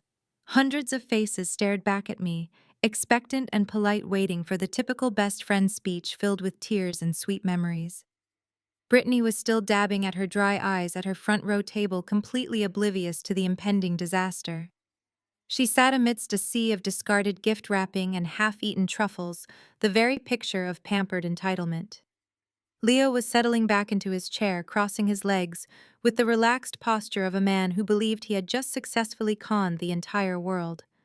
Nadia was beaming, radiating the pride of a mother who thought her son was a flawless genius, pulling off the ultimate heist. I looked down at them from my elevated position on the stage, bathed in the warm light of the crystal chandeliers. I let the silence stretch for 5 seconds, 10 seconds, 15 seconds. I wanted the anticipation to build until the air in the room felt heavy and unbreathable, until every single eye in the vast room was locked onto me. I took a slow, deep breath. I did not look at the venture capitalists or the Midwestern relatives. I locked my eyes directly onto my husband. I opened my mouth and the words flowed out not in English but in flawless, crisp accent, perfect Russian. I spoke with the precise grammatical structure and the exact tonal inflections I had spent 2 years mastering. The sound of the foreign language echoing through the opulent country club ballroom created an immediate wave of confusion among the American guests. Brittany lowered her tissue, her brow furrowing in total bewilderment. She glanced around, trying to find an explanation for this sudden, bizarre departure from the standard baby shower script. The corporate board members shifted uncomfortably in their seats, trading confused glances. But the Russian socialites sitting in the center aisle instantly sat up straight, their full attention suddenly captured by the familiar cadence of their native tongue. Leo froze. His casual, relaxed posture turned completely rigid. His hands gripped the armrests of his chair so tightly, his knuckles turned stark white. The charming, confident smile he had worn during his hypocritical toast melted right off his face, leaving behind a blank mask of sudden disorientation. I kept my voice perfectly level, projecting a calm, authoritative tone across the massive room. In Russian, I repeated the exact sentence he had spoken at our dining room table weeks ago. I matched his arrogant cadence perfectly. I said, "Brittany is keeping the baby. It is mine. We just need to figure out how to squeeze the house out of Vanessa before the divorce." The color drained from Leo's face in real time. It was a spectacular physical transformation. His skin went from a healthy, vibrant tan to a sickly, chalky gray in less than 3 seconds. His jaw dropped slightly open. He stopped breathing. He stared up at me with eyes wide with absolute sheer, unadulterated terror. The successful tech visionary completely vanished. In his place sat a panicked, cornered fraud, realizing the solid ground he stood on had just evaporated into thin air. I did not give him a single second to recover. I shifted my gaze a few feet to the right, locking eyes with my mother-in-law. Nadia had been holding a fresh glass of champagne.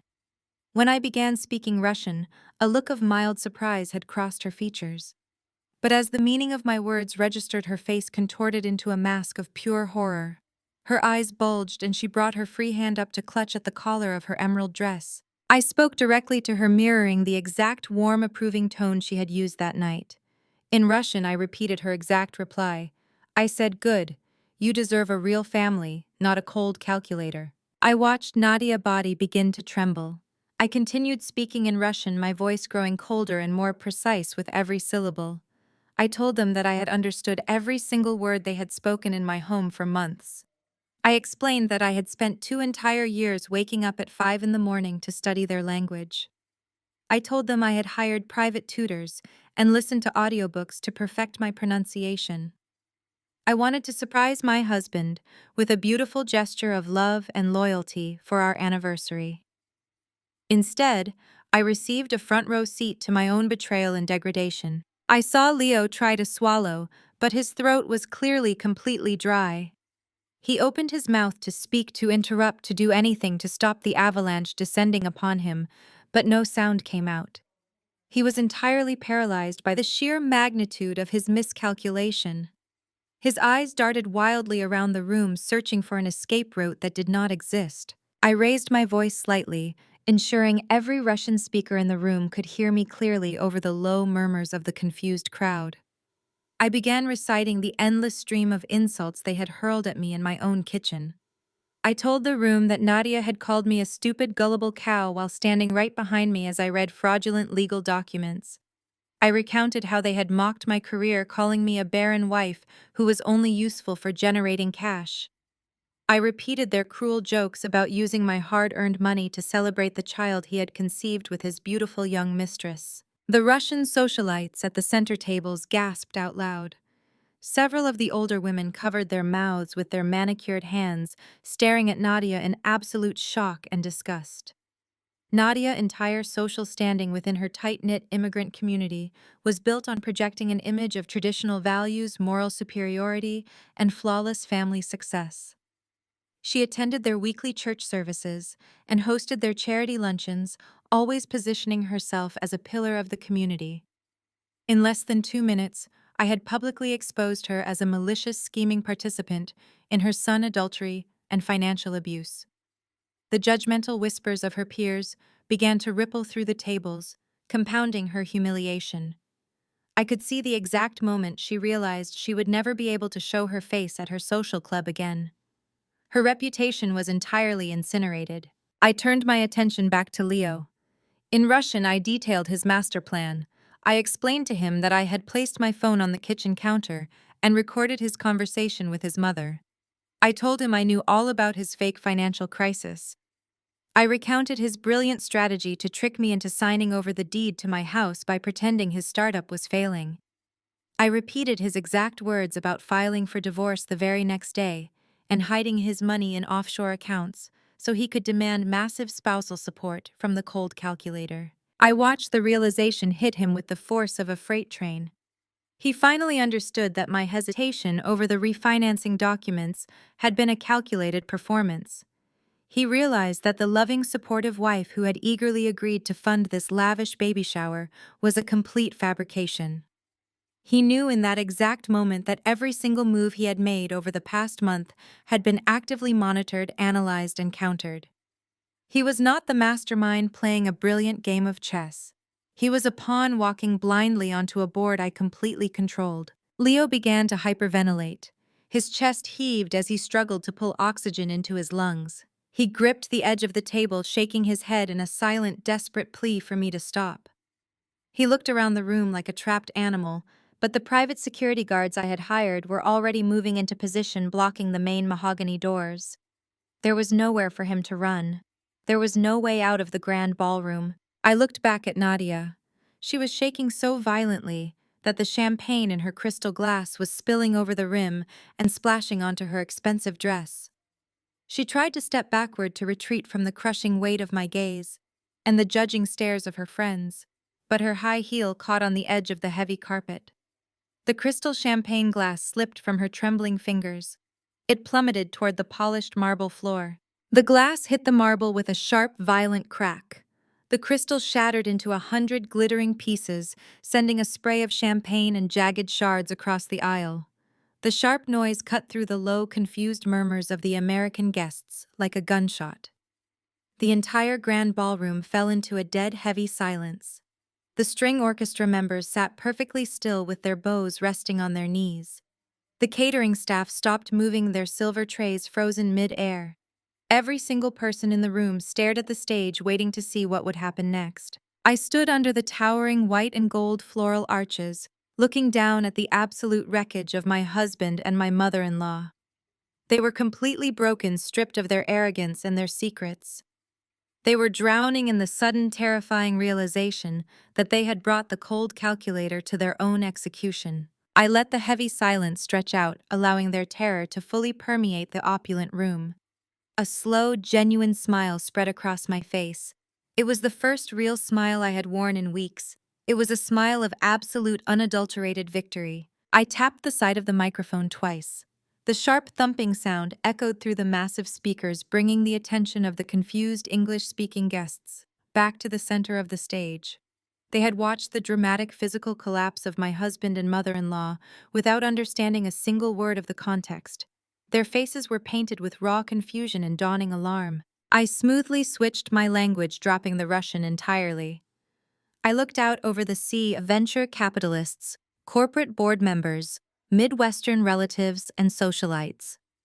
I took a deep breath, preparing to translate their private sins into public ruin and address the entire crowd. For those of you who do not speak Russian, I said, my voice projecting clearly and evenly through the state-of-the-art sound system. Please allow me to translate the highlights of the lovely conversation my husband and my mother-in-law were just having. I looked out over the sea of faces, watching the confusion slowly morph into dawning horror. I told the room that Nadia and Leo were just discussing how foolish I was, how easily manipulated I had been, and how perfectly their plan to steal my assets was coming together. I kept my tone entirely conversational, as if I were reading a quarterly earnings report to a boardroom. I turned my gaze away from the shattered remnants of my mother-in-law and locked my eyes directly onto the table where Brittany conservative family sat. They were dressed in their Sunday best, their posture rigid, their expressions a mixture of polite confusion and mounting alarm. To Mr. and Mrs. Hayes, I said, addressing her parents directly, I want to formally welcome you to Chicago. I know you traveled a long way to celebrate what you were told was a medical miracle.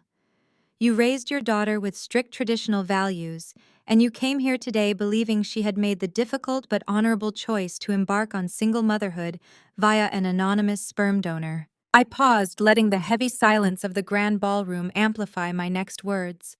I am so sorry to be the one to break this to you. I continued, my voice devoid of any actual sorrow. But there was no fertility clinic. There were no expensive medical procedures. There was no anonymous donor. I pointed a single steady finger directly at the man standing frozen on the stage. The father of the child your daughter is carrying is my husband Leo. A collective gasp ripped through the room. It was not a subtle murmur. It was a sharp, visceral intake of air from over 100 guests. At the front table, Brittany Mother let out a strangled cry, bringing both of her hands up to cover her mouth. Her father face turned a dark, mottled red.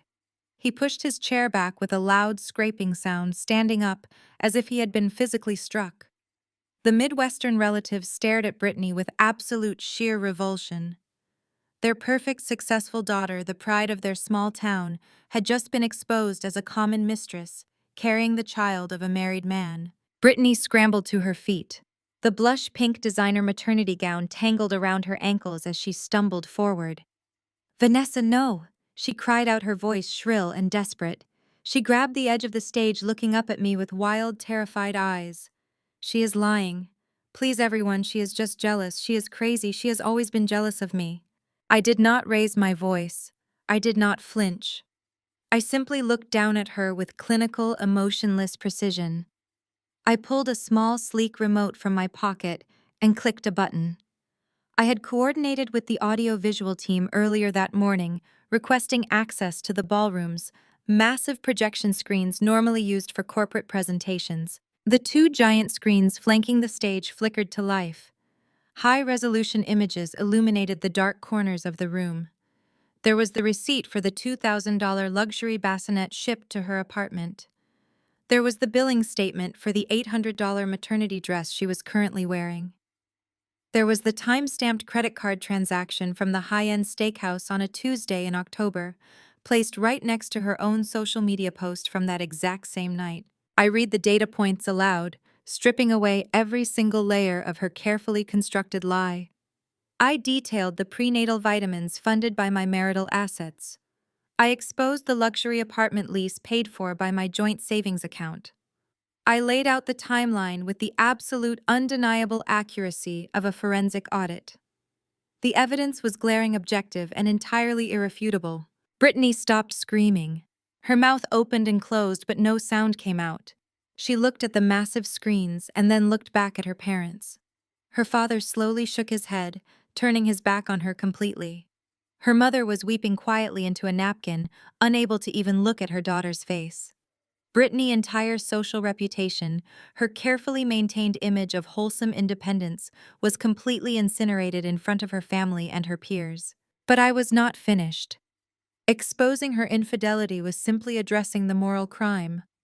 I was a financial investigator, and Brittany was guilty of far more than just sleeping with my husband. I stepped down from the elevated stage. The guests parted like the Red Sea, allowing me a clear, unobstructed path to where Brittany stood trembling on the marble floor. I carried a thick, heavy manila folder in my left hand. The room was so quiet I could hear the soft rustle of the silk lining of my skirt as I walked. I stopped exactly 2 feet in front of her. I held out the thick manila folder. She stared at it as if it were a venomous snake refusing to lift her hands. I thrust it forward, pressing it firmly against her chest until she instinctively raised her arms to take it. "Do you remember the generous gift I gave you last week?" I asked, my voice echoing through the microphone clipped to my collar. "The $15,000 check you cried over? The one you deposited so eagerly into your personal checking account to fund your beautiful nursery?" Brittany nodded slowly, her eyes wide with a new creeping terror. She clutched the folder, her knuckles turning white. I smiled a cold, calculating smile. "Did you really think a senior forensic accountant just hands over a personal check of that magnitude without a second thought?" I asked.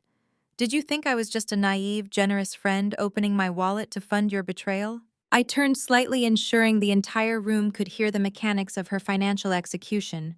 "I drew that check from a highly monitored, specialized corporate compliance account," I explained. "I explicitly wrote in the memo line that the funds were for independent consulting and lifestyle staging. When you deposited that check into your personal bank, you did not just accept a gift from a friend. You formally accepted taxable business income." Brittany's breath hitched. I watched the realization begin to dawn on her face. She was an influencer who lived her entire life online, but she had absolutely no idea how the federal tax system actually operated. Depositing a high-value corporate check directly into a personal account triggers an automated algorithmic red flag with the federal authorities. I continued, my voice sharp and relentless. But I did not just rely on an algorithm. I personally forwarded a comprehensive dossier of your digital footprint to the compliance division. Inside that folder you are holding is the official notification of an active, immediate Internal Revenue Service audit. Brittany let out a choked gasp.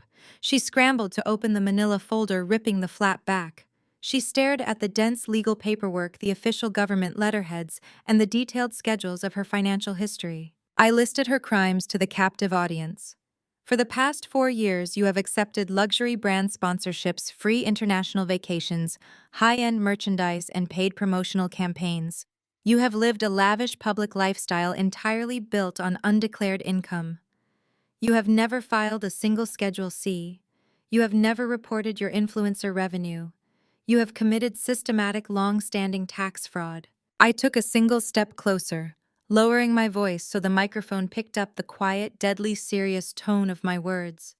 "The audit is already active, Brittany. The federal government does not care about your social media aesthetic. By tomorrow morning, they will freeze every single asset attached to your name. They will garnish your accounts to recover years of unpaid back taxes, penalties, and compounded interest. You will not be able to afford a cup of coffee, let alone the rent on your luxury high-rise apartment. You are completely, utterly bankrupt." The manila folder slipped from Brittany's trembling fingers. The heavy legal documents spilled across the polished marble floor, scattering over our expensive designer shoes. Her legs gave out. She collapsed onto the floor, sinking to her knees amidst the scattered evidence of her absolute ruin. She brought her hands up to her face and began to weep. It was not the delicate camera-ready crying she had perfected for her followers. These were ugly, loud, heaving sobs of genuine, total despair. Her perfect makeup ran down her cheeks in dark, messy streaks. She looked toward her parents' table, begging for help, begging for someone to save her from the nightmare she had created. But her family sat rigidly in their chairs, staring straight ahead, actively refusing to acknowledge her existence. They were deeply conservative people who valued their reputation above all else, and their daughter had just publicly humiliated them on a spectacular scale. They were done with her. She had absolutely no one left. I looked down at my former best friend weeping on the floor. I felt absolutely nothing. No pity, no remorse, no lingering sense of betrayal. The cold calculator had executed the equation perfectly, and the ledger was now balanced. I stepped over the scattered tax documents, leaving her sobbing on the floor. I did not look back at her. Her part in this narrative was officially concluded. I turned my body slowly, deliberately pivoting away from the wreckage of the mistress. I adjusted my posture, standing tall and immaculate under the brilliant light of the crystal chandeliers. I lifted my chin and locked my gaze directly onto the front row. Leo was still sitting at his premium table, frozen in absolute terror.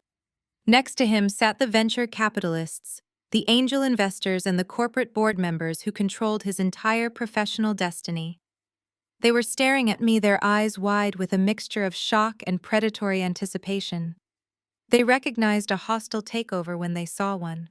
The warm-up act was over. It was time for the main event. I walked toward the front row. The venture capitalists sat rigid in their tailored suits. They were apex predators in the financial world, and right now they smelled blood in the water. Leo sat completely frozen in his chair at the center of the premium table. The smug, victorious glow that had illuminated his face during his toast was entirely eradicated. He looked like a man standing on a trapdoor waiting for the lever to be pulled. I did not rush my approach. I let the heavy, oppressive silence of the grand ballroom amplify the terror radiating from my husband. I stopped right in front of his table. I did not look at him. I raised my left hand and made a sharp, precise gesture toward the shadows behind the main stage. A man in a crisp charcoal suit stepped forward into the bright light of the crystal chandeliers. He was the specialized corporate courier I had arranged through my legal team, disguised flawlessly as a senior event coordinator. He carried a massive black leather legal binder under his arm. He walked down the steps, approached the table, and placed the heavy binder directly onto the pristine white tablecloth right in front of Leo. The gold-embossed logo on the cover caught the light. Obsidian Capital Holdings. The courier nodded respectfully to me and retreated back into the shadows. Leo stared down at the black binder. His eyes darted across the gold lettering, uncomprehending. He did not know the name of the company. Why would he? I had created it specifically to facilitate his destruction. Leo, I said, my voice projecting clearly through the microphone. You spent months convincing these highly intelligent men and women to inject millions of dollars into your technology startup. You sold them a vision of the future. You sold them your brilliance as an entrepreneur. But most importantly, you sold them the absolute lie that you were a responsible, trustworthy steward of their capital. I turned my gaze to the lead investor. He was an older, sharp-featured man with silver hair who held the largest equity stake in Leo's company. I addressed him directly. 3 weeks ago, your chief executive officer violated the core financial covenants on a $4 million commercial line of credit. The regional bank holding that debt flagged the account for critical review. They were actively preparing to freeze his operating accounts and initiate a messy public liquidation process to recover their funds. A ripple of genuine shock went through the row of investors. They leaned forward, their eyes darting rapidly from me to Leo. Leo shook his head violently, his mouth opening and closing like a suffocating fish. No, he stammered, his voice weak and trembling. No, that is just a temporary cash flow issue. We are fine. The bridge loan is coming. Vanessa, stop this right now. You do not understand business. I ignored his pathetic interruption completely. The regional bank wanted to offload the toxic debt immediately. I continued, keeping my tone analytical and cold. They were highly motivated to sell to avoid a negative quarterly report. So a private corporate entity stepped in and purchased that exact $4 million promissory note in a single seamless cash transaction. I reached out and tapped the heavy cover of the black binder. Obsidian Capital Holdings is now your primary secured creditor. And as of midnight last night, due to severe and continuous breach of contract, Obsidian Capital officially called the loan. I triggered the acceleration clause. Your company is in catastrophic default. Leo stared at the binder as if it were a bomb counting down to zero. Who is Obsidian Capital? He choked out, his hands gripping the edge of the table. I stated clearly, my voice echoing off the silk-draped ceilings. I am Obsidian Capital Holdings. I bought your debt. I hold the collateral rights to every single asset your startup possesses.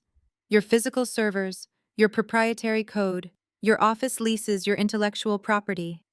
I have legally seized all of it. You do not own a technology company anymore, Leo. You are just a broke, unemployed man sitting in a rented chair at a party you cannot afford. The venture capitalists erupted into a flurry of hushed, urgent whispers. They were furiously calculating their exposure, realizing their substantial equity had just been completely wiped out by a superior creditor claim. But I was not about to let them think this was simply a case of a failed business model or an unfortunate market downturn. They needed to know exactly why their investment had evaporated. They needed to see the fraud. I raised my hand again and snapped my fingers twice. It was the visual signal my team had rehearsed. From the perimeter of the ballroom, 10 members of the catering staff stepped forward in perfect synchronization. They were not actually caterers. They were junior associates from my forensic accounting firm, dressed impeccably in formal black uniforms. They moved efficiently down the front row, handing a sleek, bright red folder to every single board member and venture capitalist seated at the table. "Gentlemen," I announced, holding my own copy of the red folder. "What you are holding is a comprehensive line-by-line forensic audit of your seed money. I strongly suggest you open it immediately." The silver-haired lead investor ripped open the folder without hesitation. The others instantly followed suit. The tense silence in the room was replaced by the crisp, sharp sound of heavy paper being turned rapidly. "You will find detailed routing histories, tracking massive unauthorized capital withdrawals from your primary operating accounts," I explained, guiding them through the financial autopsy with ruthless precision. Leo did not lose your money in a competitive market. He did not overspend on software development or marketing acquisitions. He actively, deliberately embezzled your funds. I walked them through the undeniable data. Turn to page 4. You will see highly sophisticated vendor payments made to offshore holding accounts registered in the Cayman Islands. Those vendors do not exist. They are untraceable shell entities created by your founder to launder your investments back into domestic checking accounts. I personally pulled the IP addresses. He generated the fake invoices from his own private office server. I pointed a steady finger directly at Leo, who was now shrinking down into his chair, sweating profusely, ruining his bespoke navy suit. "He used your millions to lease a luxury high-rise apartment in downtown Chicago," I said, my voice ringing with righteous authority. "He used your capital to pay off his mistress' exorbitant credit card debts. He bought her a premium sport utility vehicle. He funded designer maternity wardrobes and high-end steakhouse dinners. You were not funding a revolutionary technology platform. You were actively subsidizing a cheating husband's shadow life." The lead investor face turned a violent, dangerous shade of crimson. He slammed the red folder down onto the table with terrifying force. The sharp crack echoed like gunfire through the ballroom. He glared at Leo with a look of absolute, unadulterated fury. This was no longer just business. This was a massive, humiliating personal betrayal committed by a man they had trusted. "You stole from us," the investor hissed, his voice trembling with deep, suppressed rage. "You looked me in the eye at my own dinner table and you stole my money." Leo completely panicked. His entire carefully curated identity, the brilliant, reliable, visionary founder, was disintegrating in front of his idols. He scrambled out of his chair, his dress shoes slipping slightly on the polished floor. He lunged toward me, not to attack but to grab the microphone from my hand. He needed to control the narrative. He desperately needed to spin the raw data. He snatched at the microphone stand, his hands slick with panic sweat. "Listen to me," he begged, his voice cracking and echoing loudly through the speakers. "Please, you have to listen to me. She is lying. She is a jealous, vindictive woman, trying to ruin my life because of a personal marital dispute. The numbers are just misallocated. I can move the capital back. I just need time. We are about to close the Series B funding. I am a genius. I can fix this." I simply let go of the microphone stand and took a step back, letting him dig his own grave. I did not need to argue with him. The mathematics were already speaking for me, and numbers do not lie. The investors did not even blink at his pathetic, desperate pleas. They were seasoned corporate titans who had survived decades in the cutthroat financial sector. They knew exactly what a legitimate forensic audit looked like. They recognized the undeniable digital footprint of offshore laundering and fabricated invoices. They knew a desperate fraudster when they saw the raw, unfiltered data staring them in the face. The silver-haired lead investor stood up. He did not yell, he did not argue or demand further explanation. He simply buttoned his tailored suit jacket and looked at Leo with absolute freezing contempt. "You are done," the investor said, his voice carrying the heavy absolute finality of a judge passing a death sentence. "You are completely uninvestable. We are calling the federal authorities and pressing criminal charges for embezzlement by the end of the day." He turned his back on Leo. One by one, every single board member and venture capitalist at the table stood up in unison. They did not say another word to him. They turned their backs on the man they had once championed, forming a solid, impenetrable wall of expensive suits, completely shutting him out of their world forever. Leo stood alone holding the microphone stand, his mouth hanging open in silent horror. I was hyperventilating his chest, heaving as his eyes darted frantically at the backs of the men who held his future. The microphone slipped from his trembling grip. It hit the marble stage with a loud, piercing screech of electronic feedback that made several guests cover their ears. Leo fell to his knees on the hard floor, burying his face in his hands, completely and utterly shattered. The corporate execution was flawless. The financial ruin was total and absolute. I stood victorious on the stage, looking out at the magnificent, beautiful destruction I had engineered. My husband was a ruined criminal facing federal prison. My former best friend was a bankrupt, exposed fraud weeping on the floor. The wealthy, powerful crowd was entirely on my side, completely disgusted by the deceit they had just witnessed. But I had forgotten the most volatile, unpredictable element in the room. I had forgotten the woman who had lost her social standing, her immense pride and her golden child, all in the span of 15 spectacular minutes. A guttural, animalistic shriek ripped through the center of the ballroom. I turned my head just in time to see Nadia charging down the center aisle. Her emerald green dress billowed wildly around her as she sprinted toward the stage. Her heavy makeup was smeared with tears of absolute rage. She was screaming at the top of her lungs in Russian, a wild, incoherent string of violent curses and frantic death threats. The glass from her shattered champagne flute crunched loudly under her expensive heels as she ran. She reached the edge of the stage and lunged upward. Her hands outstretched, her fingers curled into sharp, dangerous claws aiming directly for my throat. Nadia's emerald dress flashed under the crystal chandeliers as she hurled herself toward the elevated stage. Her hands stretched out, her fingers hooked into claws aiming directly for my face. She let out a guttural, furious scream that tore through the stunned silence of the grand ballroom. But I did not flinch. I did not step back. I simply stood my ground and watched my meticulous planning execute itself flawlessly. Two massive men in immaculate dark suits materialized from the shadows flanking the stage. They were the private security contractors I had hired weeks in advance, specifically briefed on the high probability of a physical altercation. They moved with terrifying, silent efficiency. Before Nadia could even plant her foot on the first wooden step of the stage, they stepped directly into her path. They caught her mid-lunge, their large hands wrapping firmly around her upper arms. The sudden deceleration snapped her head back. She thrashed wildly, kicking her expensive heels against their polished shoes, screaming absolute venom in Russian. She demanded they let her go, threatening them, demanding my blood. The guards remained entirely expressionless, lifting her slightly off the ground to neutralize her leverage, containing her furious outburst with effortless professional force. As Nadia writhed and shrieked in the grip of the security team, the crowd parted once again. The sharp, authoritative click of high heels on the marble floor cut through the chaos. Evelyn, my notoriously aggressive personal divorce attorney, strode down the center aisle.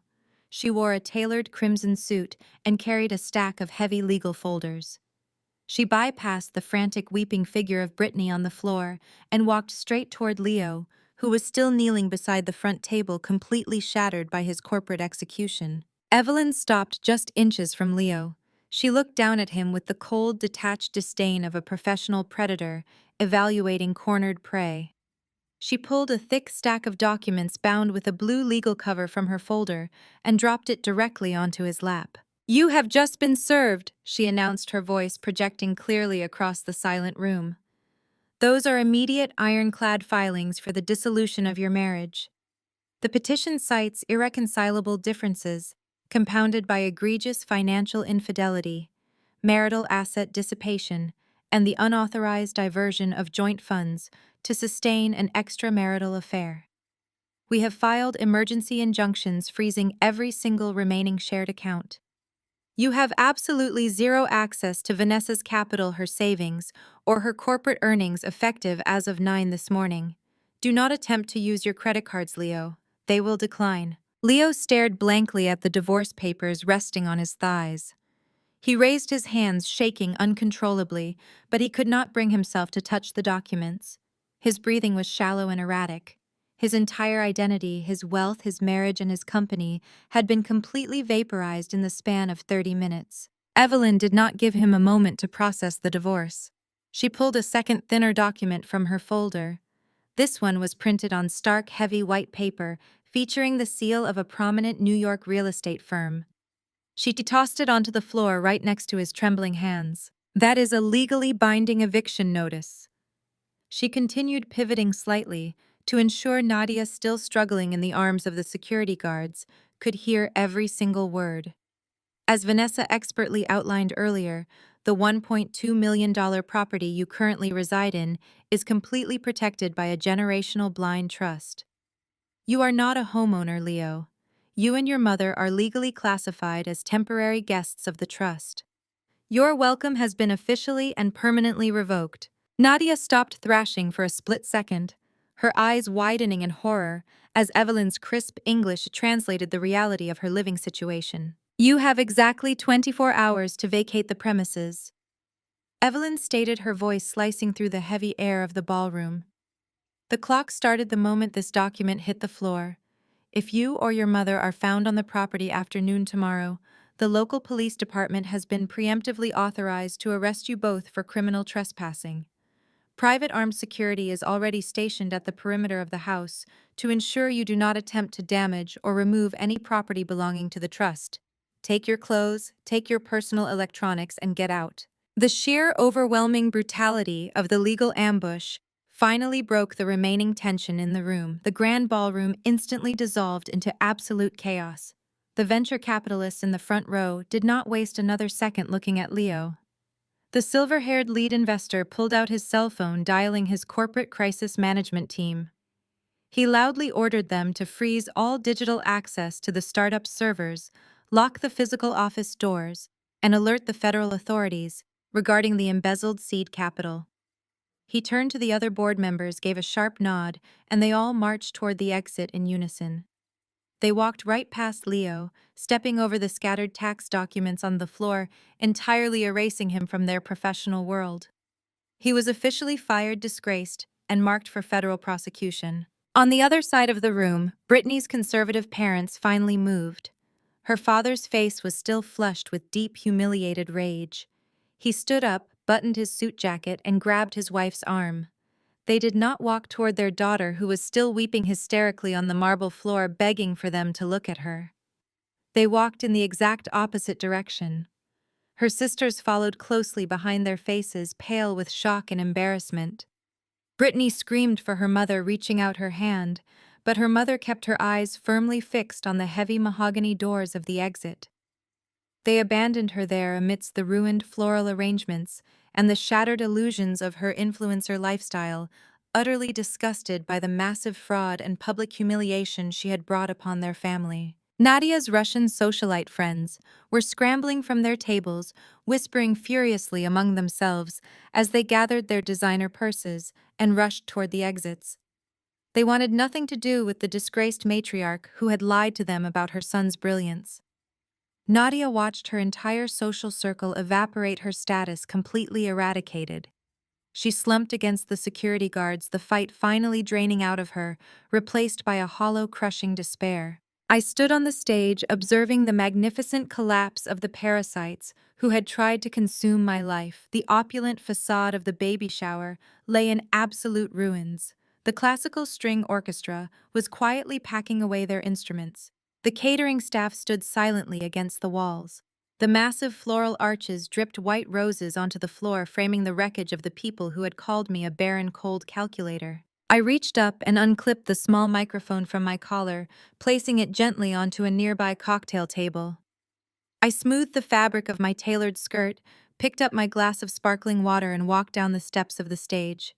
The remaining guests parted for me silently, clearing a wide path to the main exit. Nobody spoke to me. Nobody tried to stop me. I walked through the grand ballroom with my head held high, my posture immaculate, leaving the weeping mistress, the ruined husband, and the restrained mother-in-law behind me, in the dust. I pushed through the heavy mahogany doors and stepped out into the bright, brilliant sunshine of the Chicago afternoon. I was completely unbothered, incredibly wealthy, and finally free. The very next morning, the air was crisp and cool. I sat comfortably on the wraparound porch of my beautiful, trust-protected home, wrapping my hands around a steaming mug of black coffee. The neighborhood was exceptionally quiet, save for the low, rhythmic rumbling of a heavy diesel engine idling in my driveway. I took a slow, satisfying sip of my coffee, crossed my legs, and leaned back in my chair watching the final beautiful consequences of my revenge unfold right before my eyes. The heavy diesel engine belonged to a massive commercial moving truck parked directly on the pristine gravel of my driveway. Four private security contractors, dressed in tactical black uniforms, formed an impenetrable perimeter around the front lawn. They stood with their hands clasped in front of them, projecting silent, absolute authority. Behind them, a crew of bonded professional movers worked with military efficiency. They were executing the strict 24-hour vacate order mandated by the corporate trust. I took a slow, satisfying sip of my black coffee and watched a large cardboard box labeled Leo Office Supplies drop heavily onto the concrete driveway. The movers were not exercising the gentle, meticulous care usually reserved for a paying residential client. They were performing a court-ordered eviction, and speed was their only priority. Nadia's expensive emerald dresses, her designer shoes, and her vast collection of luxury handbags were carried out in industrial black trash bags and unceremoniously dumped in a growing pile near the curb. The pristine, affluent image she had maintained for decades was literally being reduced to garbage on a suburban sidewalk. The neighbors who usually kept entirely to themselves were suddenly finding very urgent reasons to walk their dogs or water their front lawns, watching the absolute public dismantling of my former family with rapt attention. A cheap yellow taxi pulled up to the curb, sputtering against the crisp morning air. The passenger door opened and Leo stepped out onto the street. My breath did not catch. My heart rate did not elevate. The man who had stood on the grand stage of the Oakwood Country Club yesterday looked completely foreign to the broken figure stumbling onto my driveway. His bespoke navy suit was severely wrinkled and stained. His silk tie was missing completely. His eyes were bloodshot, and his hair stuck up in frantic, greasy angles. He had spent the entire night locked out of his corporate office, locked out of his bank accounts, and entirely locked out of his own life. I saw the mountain of his belongings sitting on the cold concrete. He saw the armed guards standing shoulder to shoulder. Then he looked up and saw me sitting comfortably on the wraparound porch, bathed in the soft morning sunlight. He bypassed his ruined possessions and staggered toward the wooden steps of the porch. Two of the security guards immediately stepped forward, crossing their muscular arms and physically blocking his path. Leo did not fight them. The towering arrogance that had fueled his entire tech founder persona was entirely evaporated. He looked up at me with hollow, terrified eyes. "Vanessa, please," he begged, his voice cracking loudly in the quiet neighborhood. The English words spilled out of his mouth in a frantic, desperate stream. I lost everything. The board locked me out of the servers before I even left the parking lot. The federal authorities showed up at the apartment this morning to seize the ledgers. Brittany completely lost her mind and kicked me out. I spent the night sleeping in the lobby of a cheap motel because every single one of our joint cards declined. "You have to stop this. I am begging you. We can fix this. I will do whatever you want. I will sign whatever you need. Just call off the corporate lawyers and give me another chance." I was weeping now, real heavy tears of absolute self-pity. He dropped to his knees right there on the manicured green lawn, uncaring that the damp grass was ruining his expensive trousers. He clasped his hands together, resting them against his chest. He looked like a pathetic broken child begging a queen for mercy. "Please," he sobbed, his voice echoing down the street. "I made a massive mistake. I was stupid and arrogant, but I love you.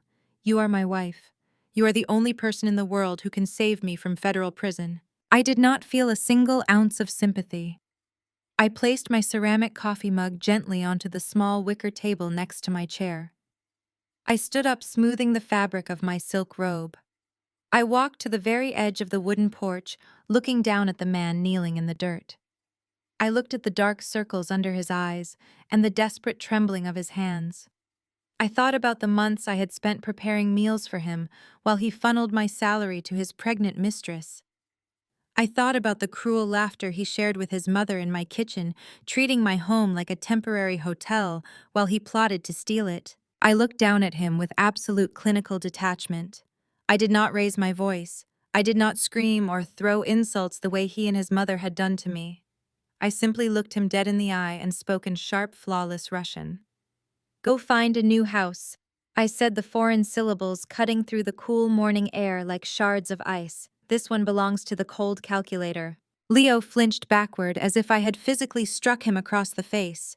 Hearing his native language used as the ultimate weapon of his destruction completely broke whatever fragile remaining spirit he had left.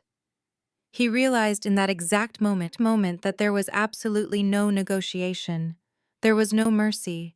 There was no desperate wife waiting to forgive him. There was only the calculated mathematical ruin he had brought upon himself. I turned my back on him. I walked across the porch, opened my heavy oak front door, and stepped inside my quiet, secure sanctuary, leaving him kneeling on the lawn to watch the movers pack away the debris of his shattered existence. The natural consequences of their staggering arrogance unfolded over the next several months with absolute predictable certainty.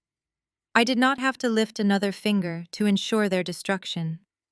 The mechanisms of justice and finance handled the execution perfectly. Leo never recovered his startup. The federal authorities launched a massive comprehensive investigation into his offshore accounts and dummy invoices. Because I had handed the corporate board a perfectly documented forensic audit, the federal prosecutors built an airtight case against him in record time. He was indicted on multiple counts of wire fraud, corporate embezzlement, and bank fraud. The last image I saw of my former husband was on a local news broadcast. He was wearing a standard issue orange jumpsuit, handcuffed, and being escorted into a federal courthouse. He looked small, pale, and entirely devoid of the charismatic charm that had once defined his entire existence. He was facing up to 20 years in federal prison, and he had absolutely no assets left to hire a competent defense attorney. Brittany suffered a completely different but equally devastating kind of imprisonment. The Internal Revenue Service does not offer flexible payment plans to influencers who engage in years of systematic tax evasion. They froze her bank accounts, seized her luxury vehicle, and actively garnished her future earnings. Her brand was utterly destroyed by the public scandal at the country club. Sponsors dropped her, immediately refusing to associate their products with a disgraced mistress and a federal fraud case. She was forced to move out of the Azure Tower and relocate to a cramped, dingy studio apartment on the outskirts of the city. She spent her days scrolling through social media, reading the thousands of hateful comments left by former fans who now despised her. The designer maternity clothes she had flaunted were sold online to pay for basic groceries. She was raising a child alone, trapped in poverty, with a permanently ruined reputation, just as she had once feared. Nadia faced the ultimate punishment for a woman whose entire identity was built on social superiority, absolute social exile. The Russian immigrant community in Chicago is tightly knit and fiercely protective of its traditional values. The women from her church and her elite social clubs had witnessed her humiliating downfall firsthand. They cut her off completely. She was uninvited from every luncheon, ignored at every community event, and treated like a total pariah. Without the financial support of her disgraced son, she was forced to move into a cheap rental unit far away from the wealthy suburbs she loved. She spent her days sitting alone in a small, quiet room, entirely stripped of her pride, her friends, and her golden child. I stood in the center of my massive, beautiful kitchen, running a hand over the cool, pristine marble island. The house was wonderfully quiet. There were no foreign whispers plotting my downfall. There were no arrogant tech founders drinking my wine or mother-in-laws criticizing my career. There was only peace, stability, and the absolute security of a life I completely controlled. My phone buzzed on the counter, pulling me out of my thoughts. I picked it up and smiled at the notification illuminating the screen. It was an urgent message from the senior partners at my forensic accounting firm. Based on the flawless execution of the corporate debt acquisition and the resulting exposure of massive venture capital fraud, my agency had just closed the largest independent forensic auditing contract in the history of the firm. The new corporate retainer was worth millions. My career was not just secure, it was soaring to unprecedented heights. My decision to protect my assets and dismantle Leo's fraud had inadvertently proven my absolute brilliance to the most powerful financial players in the city. I opened my encrypted laptop and navigated to a premium airline booking portal. I bypassed the business class options and clicked directly onto the international first class suites. I selected a single outbound ticket departing Chicago and landing in St. Petersburg. I chose a window seat, ensuring I would have the perfect view of the sunrise over the Baltic Sea. I paid for the ticket using my heavily fortified Delaware Trust account. I was finally taking the trip I had spent 2 years preparing for, and I was doing it entirely on my own terms. I walked over to the custom wine fridge built into the kitchen cabinetry. I pulled out a highly rated vintage bottle of red wine, the exact kind Leo used to pretend he appreciated. I uncorked the bottle and poured a generous amount into a heavy crystal glass. I raised the glass to the quiet, empty room, taking a slow, deep sip. The wine tasted rich and triumphant. I had survived the ultimate betrayal, I had executed the perfect checkmate, and I was completely, utterly free.